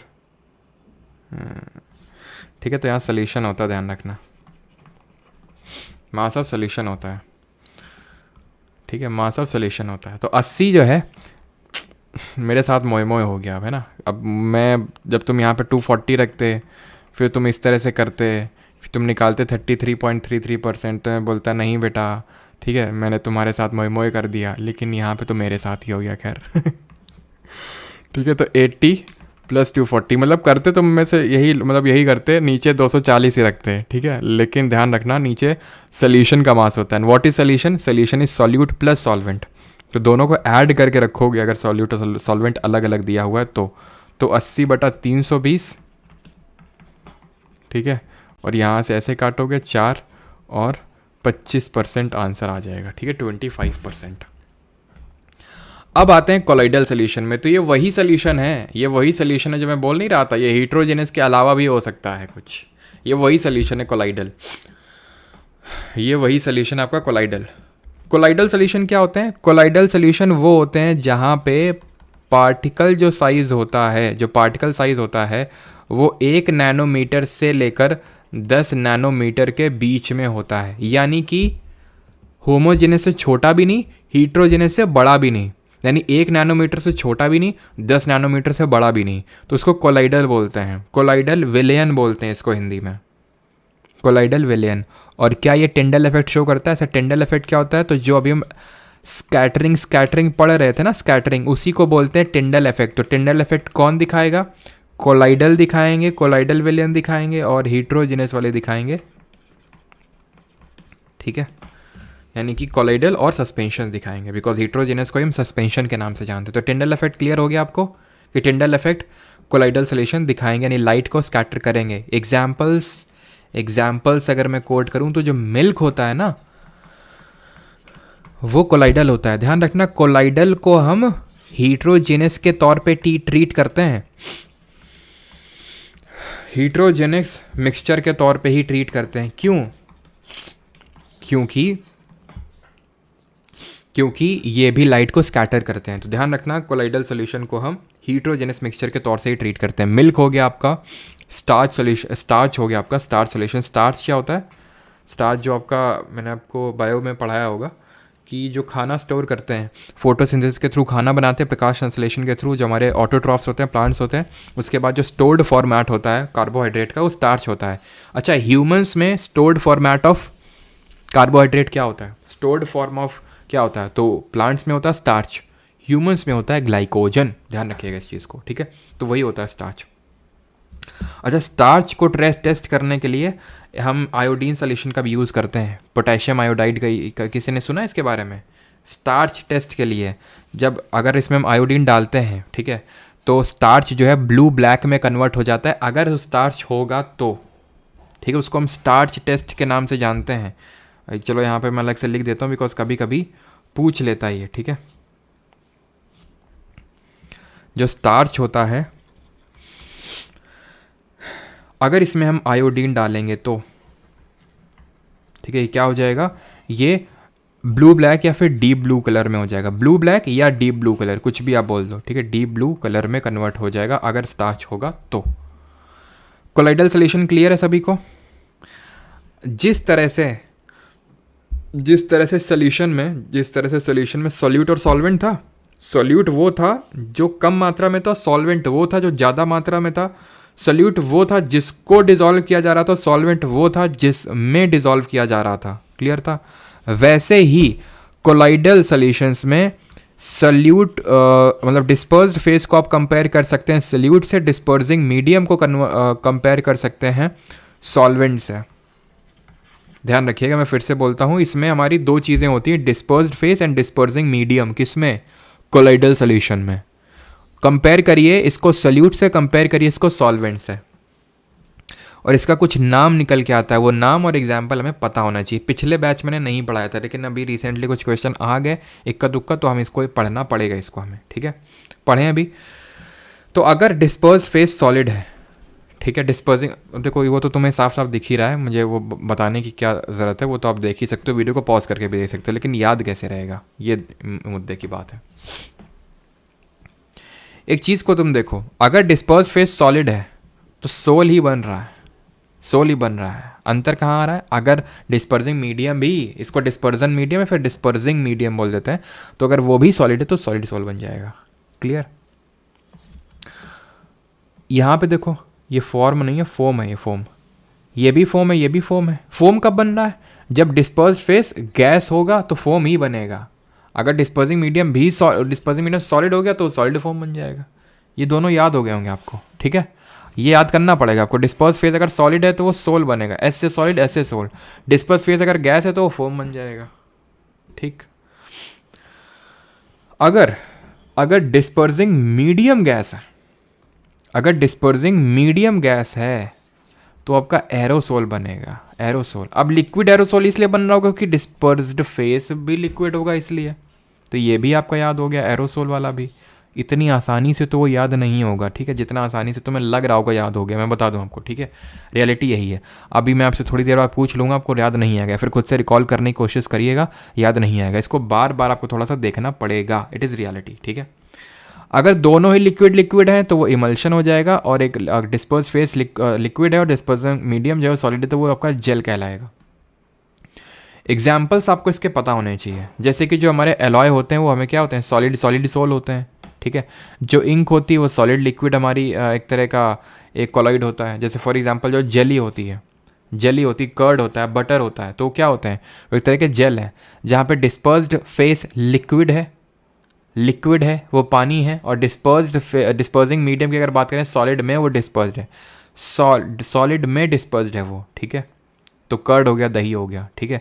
दही में सॉलिड पार्ट ज़्यादा होता है, लिक्विड पार्ट कम होता है, ठीक है? मिल्क की अगर बात करें तो मिल्क में अगर हम बात करें लिक्विड इन लिक्विड, एक तरह का मिल्क हमारा इमल्शन है। क्रीम जो होती है इमल्शन होती है आपकी। क्लाउड जो होते हैं वो आपके लिक्विड एरोसोल होते हैं, ठीक है? शेविंग क्रीम आपकी एक तरह की फोम होती है जहाँ पे गैस डिस्पर्स्ड है, किसमें? लिक्विड में। तो एग्जाम्पल्स थोड़ा सा ध्यान में रखिएगा इसको, ठीक है? अभी आते हैं हमारे आखिरी कॉम्पोनेंट पे, आज का last topic, and that is separation of components of a mixture. कि हम मिक्सचर के डिफरेंट कॉम्पोनेंट को अलग अलग कैसे करते हैं। अलग अलग टेक्निक्स होती हैं अलग अलग चीज़ों के लिए। हम एक एक करके एग्जाम्पल देखेंगे और कैसे उसको अलग करेंगे वो भी देखेंगे, ठीक है? किसी को डाउट तो नहीं है यहाँ तक?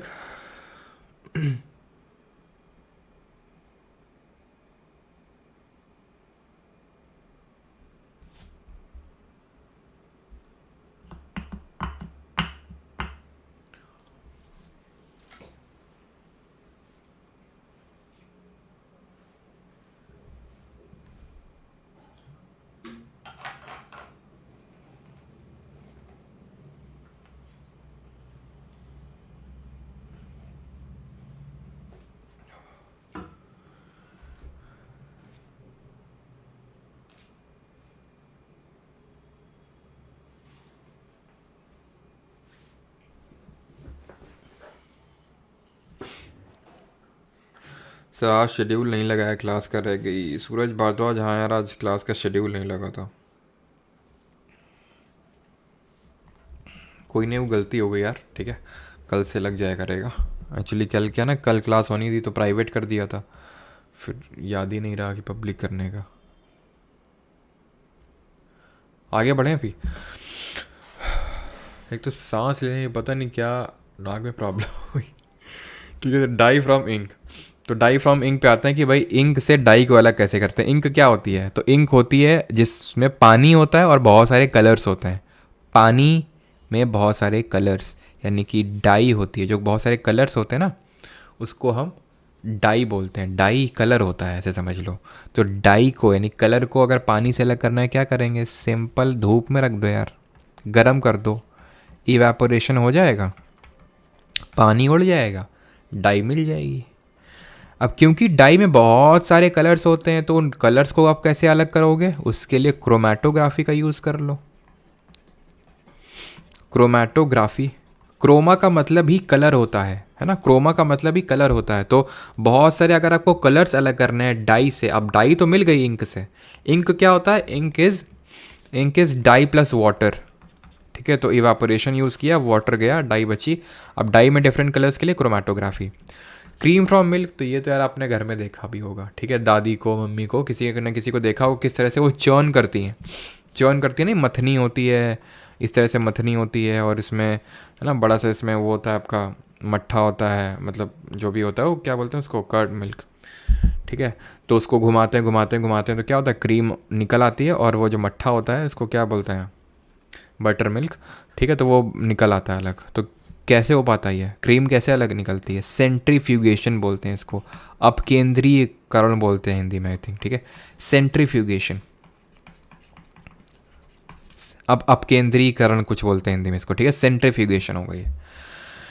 Mixture of salt and ammonium chloride, salt and ammonium chloride, जो अमोनियम क्लोराइड है ना, ये एक तरह का सबलाइम कंपाउंड है। सबलाइम क्या कंपाउंड होते हैं, सबलाइम कंपाउंड वो होते हैं जो डायरेक्टली सॉलिड से गैस में कन्वर्ट होने की एबिलिटी रखते हैं। जैसे फॉर एग्जांपल जो कैम्फर है, कपूर है, ये भी क्या करता है, इसमें भी कैपेबिलिटीज़ हैं कि डायरेक्टली ये सॉलिड से गैस में कन्वर्ट हो जाता है।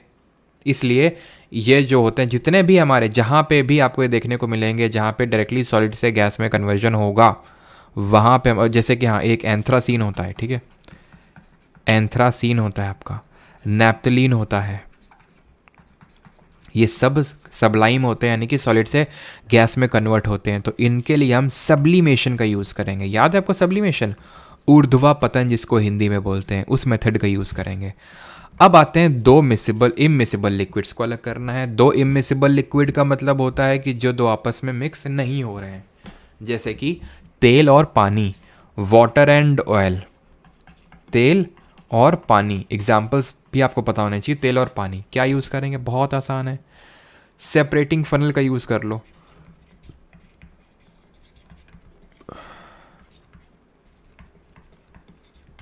सेपरेटिंग फनल का यूज़ कर लो, कैसे, जैसे फॉर एग्जांपल ये फनल है, ठीक है, फनल में जैसे तुमने तेल और पानी के मिक्सचर को डाल दिया तो डेंसिटी डिफरेंस होगा। ऑयल की डेंसिटी कम होती है तो ऊपर फ्लोट करेगा ऑयल, और नीचे होगा पानी, ऊपर होगा ऑयल। यहाँ पे आपका लगा होगा वो, मतलब जो भी स्टॉप कॉक होगा, खोलो इसको, पानी बहता चला जाएगा। जैसे ही पानी की ये लेयर, मतलब पानी पूरा बह जाए, उसको रोक दो तुरंत। जैसे ही ये तेल आए उसको रोक दो तुरंत, तेल अलग पानी अलग, खत्म, बात खत्म, सेपरेटिंग फनल। अब आते हैं दो मिसिबल लिक्विड्स पे, दो आपस में जो घुल जाते हैं, तुम क्लियरली बता नहीं सकते हो कि भाई अलग अलग सेपरेटिंग फनल से नहीं उनको निकाल सकते हो। जब दो मिसिबल लिक्विड होंगे ना, तो हम इस चीज़ को चेक करेंगे कि उनके बीच में बॉइलिंग पॉइंट का जो डिफरेंस है, वो 25 केल्विन से कम है, लेस देन 25 केल्विन है, या फिर बॉइलिंग पॉइंट का डिफरेंस मोर देन 25 केल्विन है, 25 केल्विन से ज़्यादा है। अगर ज़्यादा है तो कोई बात नहीं, तुम एक काम करो, तुम यूज़ कर लो आसवन का, डिस्टिलेशन का। डिस्टिलेशन में होता क्या है ना, डिस्टिलेशन में होता ये है कि जैसे मान लो तुमने इस बीकर में मिक्सचर को रख दिया, नीचे से तुमने हीट किया इसको, नीचे से क्या किया, हीट्स की सप्लाई करी, यहाँ पे तुमने एक तरह से ऐसे कनेक्ट करवा रखा है, ठीक है, एक मान लो ट्यूब टाइप स्ट्रक्चर को कनेक्ट करवा रखा है, तुमने हीट किया। अब क्योंकि इनके बीच में बीपी का डिफरेंस है, बॉइलिंग पॉइंट का डिफरेंस है, एक जल्दी से वेपराइज हो जाएगा और एक देर से वेपराइज हो जाएगा। तो एक जो जल्दी से वेपराइज हो जाएगा वो यहाँ से इसको वेपराइज करके यहाँ से निकाल लो, ये अलग वो अलग। लेकिन पता चला कि भाई हीट किए दोनों ही वेपराइज हो गए, क्यों, क्योंकि बॉइलिंग पॉइंट का डिफरेंस ज़्यादा नहीं है ना, वो भी उसका भी सेम बॉइलिंग पॉइंट है। मान लो किसी का बॉइलिंग पॉइंट है मान लो कि 80 डिग्री सेल्सियस, किसी का 90 डिग्री सेल्सियस, 10 मतलब का ही अंतर है डिग्री सेल्सियस का, अगर हम देखें तो। बात यहाँ वैसे खैर केल्विन की हो रही है, ठीक है। तो अगर बहुत कम डिफरेंस होगा, बहुत कम डिफरेंस है आपका, उस केस में आप ऐसे अलग नहीं कर सकते क्योंकि दोनों ही वेपराइज हो जाएंगे। तब वहाँ पे आप यूज़ करते हैं आंशिक आसवन का, जिसको बोलते हैं फ्रैक्शनल डिस्टिलेशन। आंशिक आसवन, फ्रैक्शनल डिस्टिलेशन, ठीक है, आंशिक आसवन बोलते हैं इसको, जहाँ पे 25 केल्विन से कम का डिफरेंस होता है। यहाँ पे अगर मैं आपको एग्जाम्पल कोट करूँ तो आंसर होगा क्या? आंसर होगा एसीटोन एंड वाटर का मिक्सचर, बिकॉज आपको एग्जाम्पल भी पता होने चाहिए, एसीटोन और वाटर। फ्रैक्शनल डिस्टिलेशन में अगर मैं कोट करूँ एग्जाम्पल, एयर, सबसे बेस्ट एग्जाम्पल इसका एयर, यही बार बार आपसे पूछता है, ठीक, clear. And the last topic for today is physical and chemical change, यानी भौतिक और रासायनिक परिवर्तन। क्या होता है भौतिक परिवर्तन और क्या होता है रासायनिक परिवर्तन? तो भौतिक परिवर्तन, फिजिकल चेंज, वो होता है जहां matter changes form but not chemical identity. Chemical change होता है chemical reaction forms new product, जहां पे आपको नए प्रोडक्ट्स देखने को मिलते हैं, उसको हम बोलते हैं केमिकल चेंज। भौतिक परिवर्तन और रासायनिक परिवर्तन, एग्जाम्पल से आपको बेटर तरीके से समझ में आएगा। फिजिकल चेंज क्या होता है? ये रिवर्सिबल होता है। ये रिवर्सिबल का मतलब है इसको हम फिर से पलट सकते हैं, बट केमिकल चेंज जो होता है वो इरिवर्सिबल होता है, जो हो गया सो हो गया, ठीक है, वो लौट के वापस नहीं आ सकता है। हाँ जी, ठीक है, क्लियर है।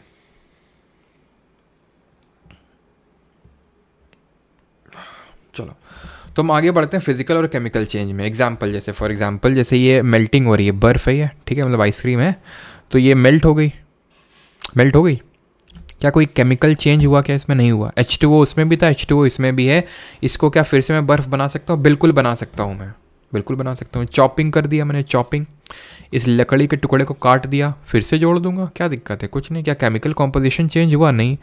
कोई चीज़ मैंने पिघला दी, ये तो मेल्टिंग, बॉइलिंग, कोई चीज़ मैंने उबाल दी, फिर से इसको मैं बैक टू वापस ला सकता हूँ। लेकिन कंबशन, लकड़ी को मैंने जला दिया, राख बन गई, क्या राख से लकड़ी फिर बना सकता हूँ? नहीं बना सकता हूँ, केमिकल कॉम्पोजिशन चेंज हो गया। रॉटिंग, सड़ गया, कोई फल सड़ गया, उसको क्या मैं फिर से अच्छा बना सकता हूँ? अभी तक तो ऐसा कोई टेक्निक नहीं आई है, क्योंकि केमिकल कॉम्पोजिशन चेंज हो गया। जैसे फॉर एग्जांपल दूध है, जो मिल्क है वो कर्ड में कन्वर्ट हो गया है, तो ये किस तरह का प्रोसेस होगा जरा बताइए, केमिकल या फिजिकल? क्या स्टेट ऑफ मैटर चेंज हुआ है? क्या स्टेट ऑफ मैटर नहीं, वही है, लिक्विड ही है, ऑलमोस्ट लिक्विड ही है। तो फिर क्या चेंज हुआ है? एक्चुअल में हुआ क्या है कि इसमें लैक्टोबैसिलस बैक्टीरिया ने काम किया है मिल्क पे, और वो कर्ड बना दिया है, जिसमें बहुत सारे लैक्टोबैसिलस बैक्टीरिया देखने को मिलेंगे। ये आपका एकदम मीठे से, हल्का मीठे से ही क्या हो गया, खट्टा हो गया एकदम। क्या आप उसको फिर से मिल्क बना सकते हैं? बिल्कुल नहीं, क्योंकि केमिकल कॉम्पोजिशन चेंज हो गया उसमें। बहुत कम मात्रा में एसिड था, बहुत ज़्यादा एसिड है इसमें। कौन सा एसिड है जरा बताइए कर्ड में? हम देख चुके हैं इसको बायोलॉजी में, ठीक है, आई थिंक देखा है अभी कि नहीं देखा बायोलॉजी में। केमिस्ट्री में तो देखेंगे, केमिस्ट्री में देखेंगे एसिड बेस एंड सॉल्ट वाले में, ठीक है, वहाँ पे देखेंगे, ठीक है। तो कर्ड में होता है हमारा लैक्टिक एसिड, तो ये एक केमिकल चेंज होगा आपका। एक क्वेश्चन मैं आपसे पूछता हूँ, बर्निंग ऑफ कैंडल, जो बर्निंग ऑफ कैंडल होता है, यानी कि जो मोमबत्ती को जलाने की प्रक्रिया होती है, वो किस तरह का आपका प्रोसेस होता है? फिजिकल होता है या फिर केमिकल होता है, जरा बताओ। बर्निंग ऑफ कैंडल, ये क्या है? वो धागा है, ठीक है, मोमबत्ती वाला, बताओ जल्दी से।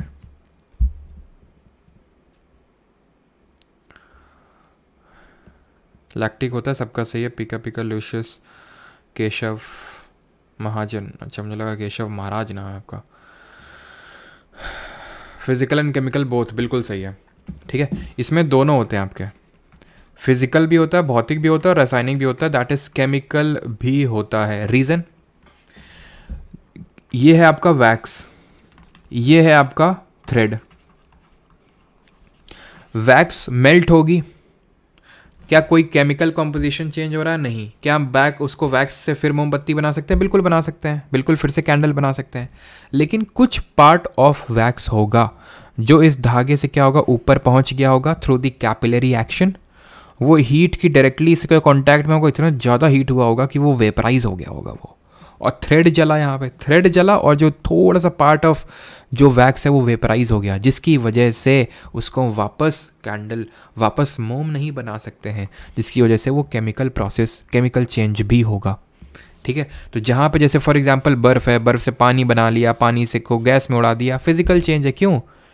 H2O ही है ना, आइस में भी, वाटर में भी और वेपर में भी, बस आप फिजिकल स्टेट चेंज किए हैं, आप पानी से फिर बर्फ़ बना सकते हैं, आप वेपर से फिर पानी बना सकते हैं, पानी से फिर बर्फ़, आप कुछ भी कर सकते हैं, तो फिजिकल चेंज होगा। ठीक है, ये है हमारी समरी लेक्चर की। समराइज कर लेते हैं और इसके बाद थोड़े जो क्वेश्चंस आए वो हम कर लेते हैं, फिर आपका जो बाकी के हो जाएंगे वो होमवर्क हो जाएंगे। ठीक है, census quiz upload please on application. ठीक है, शुभी रेधु जी अपलोड करवा देते हैं। ठीक है, क्या सेंसस की ना। ठीक है, तो प्योर सब्सटेंस, हाँ ठीक है। तो हमने पढ़ा मैटर। मैटर क्या होता है, हम रिवाइज कर रहे हैं लेक्चर को।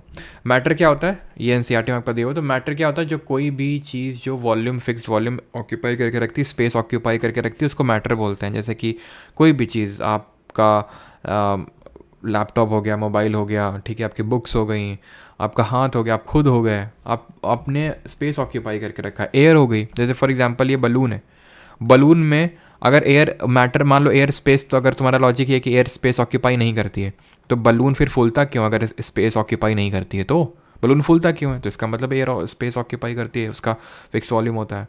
बट हमारी थिंकिंग हो या हमारे ड्रीम्स हो गई है ना, हम काफ़ी सारे सपने देखते हैं रात में, तो क्या वो हमारे सपने जो होते हैं क्या वो मैटर ऑक्यूपाई करते हैं? नहीं। ठीक है, तो वो मैटर नहीं होंगे, सिंपल। प्योर सब्सटेंस और मिक्सचर में इनको डिवाइड करते हैं। प्योर क्या होता है, एक ही तरह के एलिमेंट से बना हुआ है। मिक्सचर एक तरह के एलिमेंट से नहीं बना हुआ है। ठीक है, एक से ज़्यादा तरह के एलिमेंट से बना हुआ है और इसका फिक्स कंपोजिशन नहीं होता है। प्योर दो तरह का होता है, एलिमेंट और कंपाउंड। एलिमेंट एक तरह के, मतलब इसको सिंपल सब्सटेंसेस में ब्रेक नहीं करते हैं, एक ही तरह के एलिमेंट से बना होगा।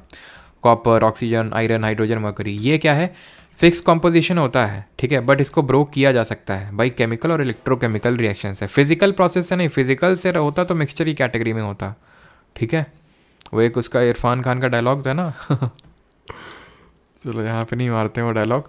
तो कंपाउंड की अगर बात करते हैं, ठीक है, तो अगर ये उससे सेपरेट होता फिजिकल प्रोसेस से, तो मिक्सचर की कैटेगरी में पड़ा होता। कंपाउंड क्या है, इसको हम फर्दर ब्रेक नहीं, मतलब फर्दर ब्रेक कर सकते हैं, बट इलेक्ट्रोकेमिकल प्रोसेस और केमिकल प्रोसेस। एग्जांपल वाटर हो गया, मेथेन हो गया, शुगर हो गया, सॉल्ट हो गया। जैसे सॉल्ट है तो NaCl है, अब NaCl को नहीं ऐसे पकड़ा, Na को अलग कर दिया, Cl को अलग कर दिया। शुगर में C12H22O11 है, इसका ऐसा नहीं कि कार्बन को अलग कर दिया, हाइड्रोजन को अलग कर दिया, ऑक्सीजन को तुरंत अलग कर दिया, उसके लिए आपको इलेक्ट्रोकेमिकल प्रोसेस लगेगा। होमोजेनस मिक्सचर क्या होते हैं आपके, जिनमें यूनिफॉर्म कंपोजिशन होता है, और नॉन यूनिफॉर्म कंपोजिशन हेट्रोजेनस होते हैं। जरा बताओ होमोजेनस और हेट्रोजेनस में कौन टिंडल इफेक्ट दिखाएगा, जरा बताओ कौन स्टेबल होता है, कौन अनस्टेबल होता है, बताओ जल्दी से, देन हम क्वेश्चन पे आते हैं।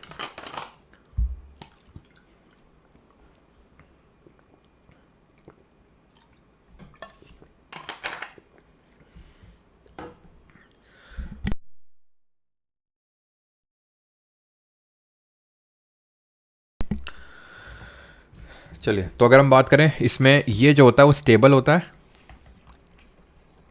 No Tyndall effect, no Tyndall effect. And ये जो होता है वो अनस्टेबल होता है और ये टिंडल इफेक्ट शो करता है। ठीक है, एग्जाम्पल यहाँ लिखे हुए हैं, sugar in water, salt in water, sulphur in carbon disulphide, water in alcohol, ये सब। ठीक है, और यहाँ पे सैंड हो जाएगी, सॉल्ट, सैंड एंड सॉल्ट, मतलब दोनों का मिक्सचर, सैंड और सॉल्ट का मिक्सचर है ये। ठीक है, सैंड और सॉल्ट अलग अलग नहीं है, ध्यान रखना। सैंड जो है अलग, जो सॉयल हो गया, सैंड एंड सॉल्ट, सॉयल जो है अलग से सॉयल, वो हीट्रोजेनस होगा, लेकिन सॉल्ट अलग से हीट्रोजेनस नहीं होगा, ध्यान रखना। शुगर हो गया, शुगर एंड सॉल्ट, दोनों को, शुगर एंड सॉल्ट का मिक्सचर है। शुगर अपने आप में प्योर सब्सटेंस है, सॉल्ट प्योर सब्सटेंस है, लेकिन दोनों को मिक्स कर देंगे तो हीट्रोजेनस मिक्सचर होगा, बिकॉज हम उसको फिजिकल प्रोसेस से अलग कर सकते हैं। Water in oil physical process से अलग कर लिए थे ना, सेपरेटिंग फनल से। क्वेश्चन कर लेते हैं अभी।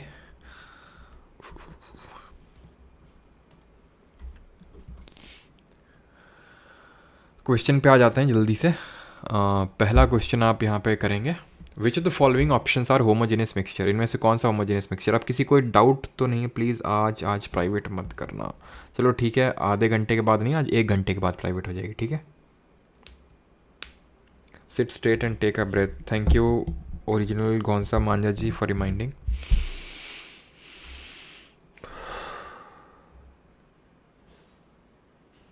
Dear sir please complete the chemistry this week, Monday को एग्ज़ाम है। किस चीज़ का एग्ज़ाम है दिनेश? सर आप भी कैंडल के नीचे पढ़े हैं ना? हाँ यार, कैंडल के नीचे हाँ पढ़े हैं। लालटेन पहले होता था, पढ़े हो कोई लालटेन में इस तरह से कांच का होता था, एक बार फूट गया था, पता है कैसे फूटा था ये? कोल्ड ड्रिंक लाए थे, और कोल्ड ड्रिंक जो है कोल्ड ड्रिंक क्या था, हिलाते हुए आराम से लाए थे, मतलब कोल्ड ड्रिंक की बॉटल हिलाते हुए लाए थे। ठीक है, तो उसको जब खोला ना ढक्कन, तो वो क्या हो गया कि एकदम से निकल गया वो कोल्ड ड्रिंक, और एकदम से इसे पड़ कर एकदम से एकदम टूट गया वो। और फिर इसके बाद पहले तो लालटेन का यूज़ करते, जिसमें वो नहीं तेल एल डालते थे, यहाँ से मिट्टी का तेल डालते थे। अब तो मिट्टी का तेल मिलता भी नहीं है। फिर वो यूज़ करते थे, एक एलसीडी आती थी इस तरह का, वो होता था कवर, ठीक है, और यहाँ पे एलसीडी लगी होती थी, है ना, और जिसको चार्ज करना होता था। फिर हम आए सूर्या बल्ब में 9 रुपए वाला। उसके बाद अब मेरे पास फिर हुई क्या, क्या बोलते हैं उसको, क्या बोलते थे यार उसको, CFL, है ना, कॉम्पैक्ट फ्लोरेसेंट लैम्प। हाँ, उसके बाद जो है अभी मेरे पास अपने पैसों की मेरे पास LED है, ट्यूबलाइट है। तुम्हारे पास क्या है? Water homogeneous mixture.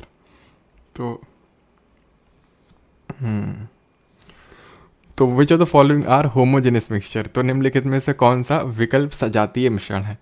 तो होमोजेनस है।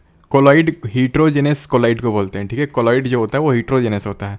सॉल्यूशन सॉल्ट वाटर, और जो ब्रास होता है वो आपका होमोजेनस होता है, ठीक है। ब्रास क्या होता है, कॉपर और जिंक। कोलॉइड मैंने आपको बताया था, इसको हीट्रोजेनस ट्रीट करना है आपने, है ना।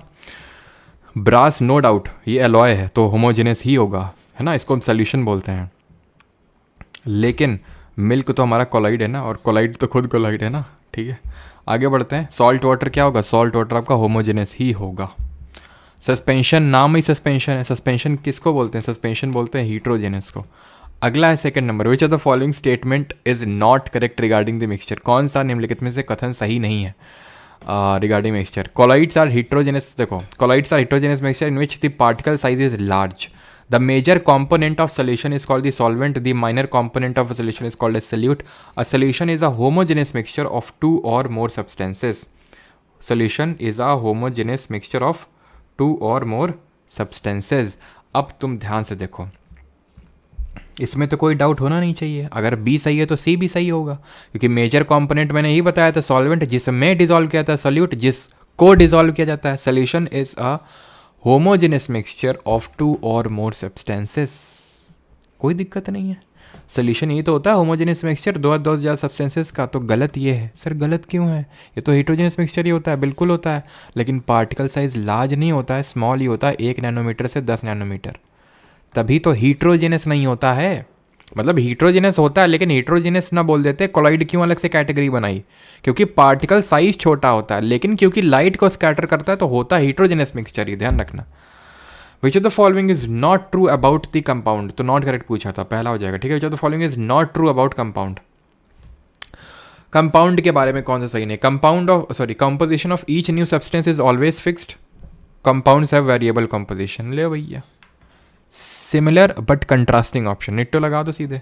कंपाउंड्स है वो वेरिएबल, यहाँ लिखा हुआ फिक्स्ड है, यहाँ लिखा हुआ वेरिएबल है, और एक्चुअली जो फिक्स होता है इसका, मैं बताया था ना आपको कि H2O तुम कहीं का नाले का पानी का ले लो या फिर RO कहीं का भी ले लो, H2O ही रहेगा, HO2 नहीं हो जाएगा, 1.5। अच्छा, किसी को पता है 1.5 के लिए हम रूट वर्ड सिस्क्यू को यूज़ करते हैं, सिस्क्यू किसी ने पढ़ा है 11th-12th में, JEE के लिए पढ़ा होगा ना ये। विच of the following colloid is an example of foam, इसमें से कौन सा फोम का एग्जाम्पल है, ये पूछ रहा है। स्पॉन्ज है, बटर है, चीज़ है, फिर मिस्ट है। फोम फोम फोम फोम, ध्यान से देखिए फोम क्या होता है। फोम हमारा यहाँ पे है, फोम ये है, फोम ये है, फोम ये है, फोम ये, यानी कि फोम में डिस्पर्स फेस गैस होता है। डिस्पर्सिंग मीडियम है तो सॉलिड हो सकता है, तो लिक्विड हो सकता है। अब जो यहाँ पे मिस्ट लिखा है, चीज़ लिखा है, आप यहाँ पे ध्यान से देखिए, यहाँ पे लिखा है कि नहीं लिखा है एग्जाम्पल में, देखो मिस्ट तो फॉर्म नहीं होगा किसी भी हालत में। मिस्ट वही जो कुआसा होता है, कुआसा में क्या होता है, लिक्विड होता है और एक तरह से गैस होता है, ठीक है। तो सॉलिड जो होता है डिस्पर्स्ड होता है, डिस्पर्स फेस होता है, और उसमें होता है आपका डिस्पर्सिंग मीडियम, है ना। हाइग्रोस्कोपिक न्यूक्लियाई होता है, और हाइग्रोस्कोपिक न्यूक्लियाई में वो आपका वाटर होता है, तो सॉलिड और लिक्विड होता है, तो वो सोल हो जाएगा, ठीक है। फोम नहीं होगा मिस्ट आपका। देन अगर हम बात करें बटर और जो चीज़ होते हैं, बटर और चीज़ अगर आपको याद हो तो ये आपके किस में आ जाएंगे, बटर एंड चीज़, तो ये आपके क्रीम यानी कि एक तरह के इमल्शन होंगे आपके, ठीक है। या फिर आप इसको जेल की कैटेगरी में रख सकते हैं। कर्ड जो होता है हमारा दही, क्योंकि इसमें लिक्विड होता है डिस्पर्स फेस और सॉलिड होता है आपका डिस्पर्सिंग मीडियम। सही आंसर यहाँ पे होगा स्पॉन्ज। स्पॉन्ज में क्या है, ये फोम है, क्योंकि इसमें अगर आप देखेंगे तो जो डिस्पर्स्ड फेस है वो गैस है स्पॉन्ज।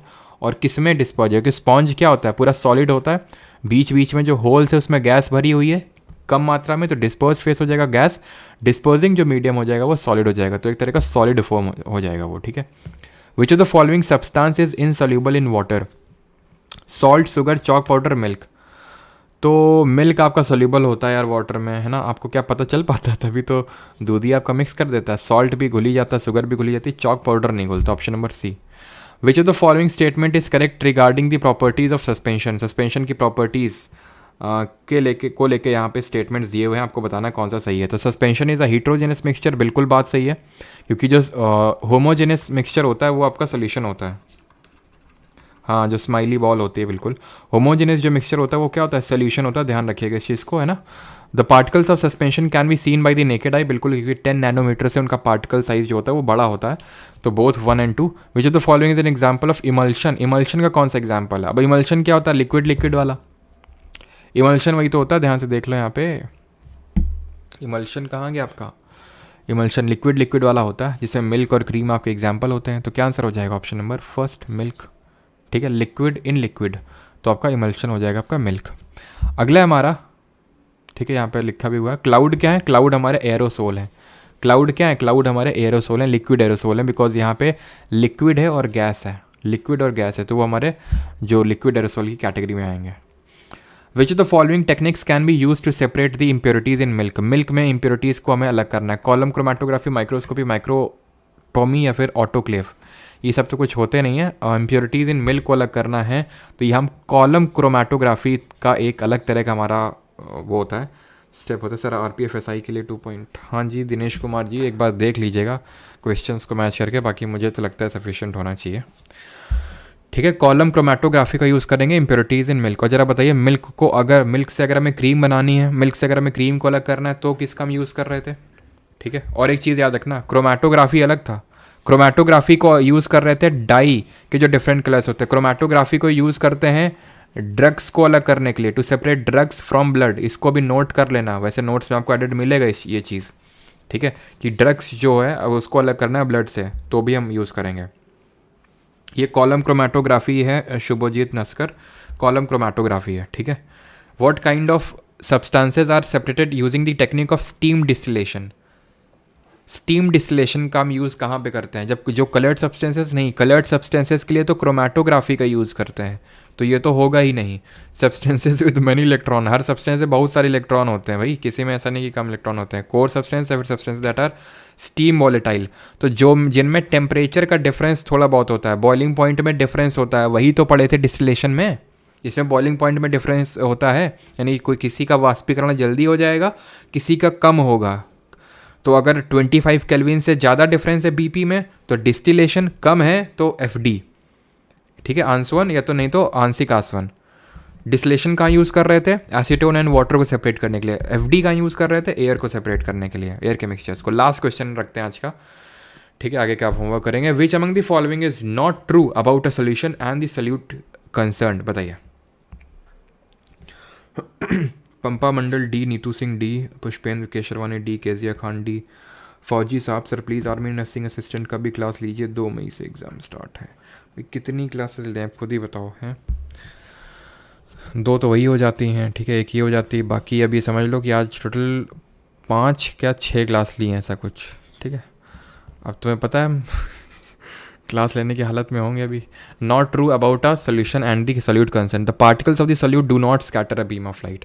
तो पार्टिकल्स जो होते हैं सॉल्यूट के वो स्कैटर किसकी बात हो रही है? सोल्यूशन की। सोल्यूशन का मतलब है होमोजेनस, ठीक है, होमोजेनस। तो क्या स्कैटर करते हैं? नहीं करते हैं, सही तो लिखा हुआ, नॉट करेक्ट पूछा है। सोल्यूशन मतलब सर होमोजेनस, पार्टिकल साइज छोटा। कर रहे थे टिंडल इफेक्ट, दिखा रहे थे? नहीं दिखा रहे थे। The particles of the solute settle down at the bottom, ना ना ना ना, ये गलत है। होमोजेनस स्टेबल होता है सिंपल रिकॉल करो, कोल्ड ड्रिंक लाते हो रख देते हो तो क्या कोई चीज़ सेटल डाउन करती है नीचे? ना। The particle of solute can not be seen through unaided eyes, बिल्कुल बात सही, क्योंकि 1 नैनोमीटर से छोटा साइज होता है, होमोजेनस मिक्सचर होते हैं, खत्म, ठीक है। बाकी क्या क्वेश्चन आप खुद से कर लेंगे, ठीक है। 10 क्वेश्चन है आपके खुद से होमवर्क के लिए करना है, ठीक है। ये आप करेंगे, PDF आपकी अपलोड हो जाएगी प्राइवेट टेलीग्राम चैनल पे। बाकी ये वेबसाइट है, एप्लीकेशन परमार एकेडमी एप्लीकेशन है, जिन लोगों को कोर्स वगैरह में एनरोल करना है। ये क्वेरी नंबर है, व्हाट्सएप कर सकते हैं आप इस पर ना। सर आज का notes 4th lecture of RB अभी अपलोड करते हैं मिस्टर नोबडी, ठीक है। बस सांस लेने दीजिए थोड़ा करते हैं अभी, है ना, क्लास ख़त्म करके।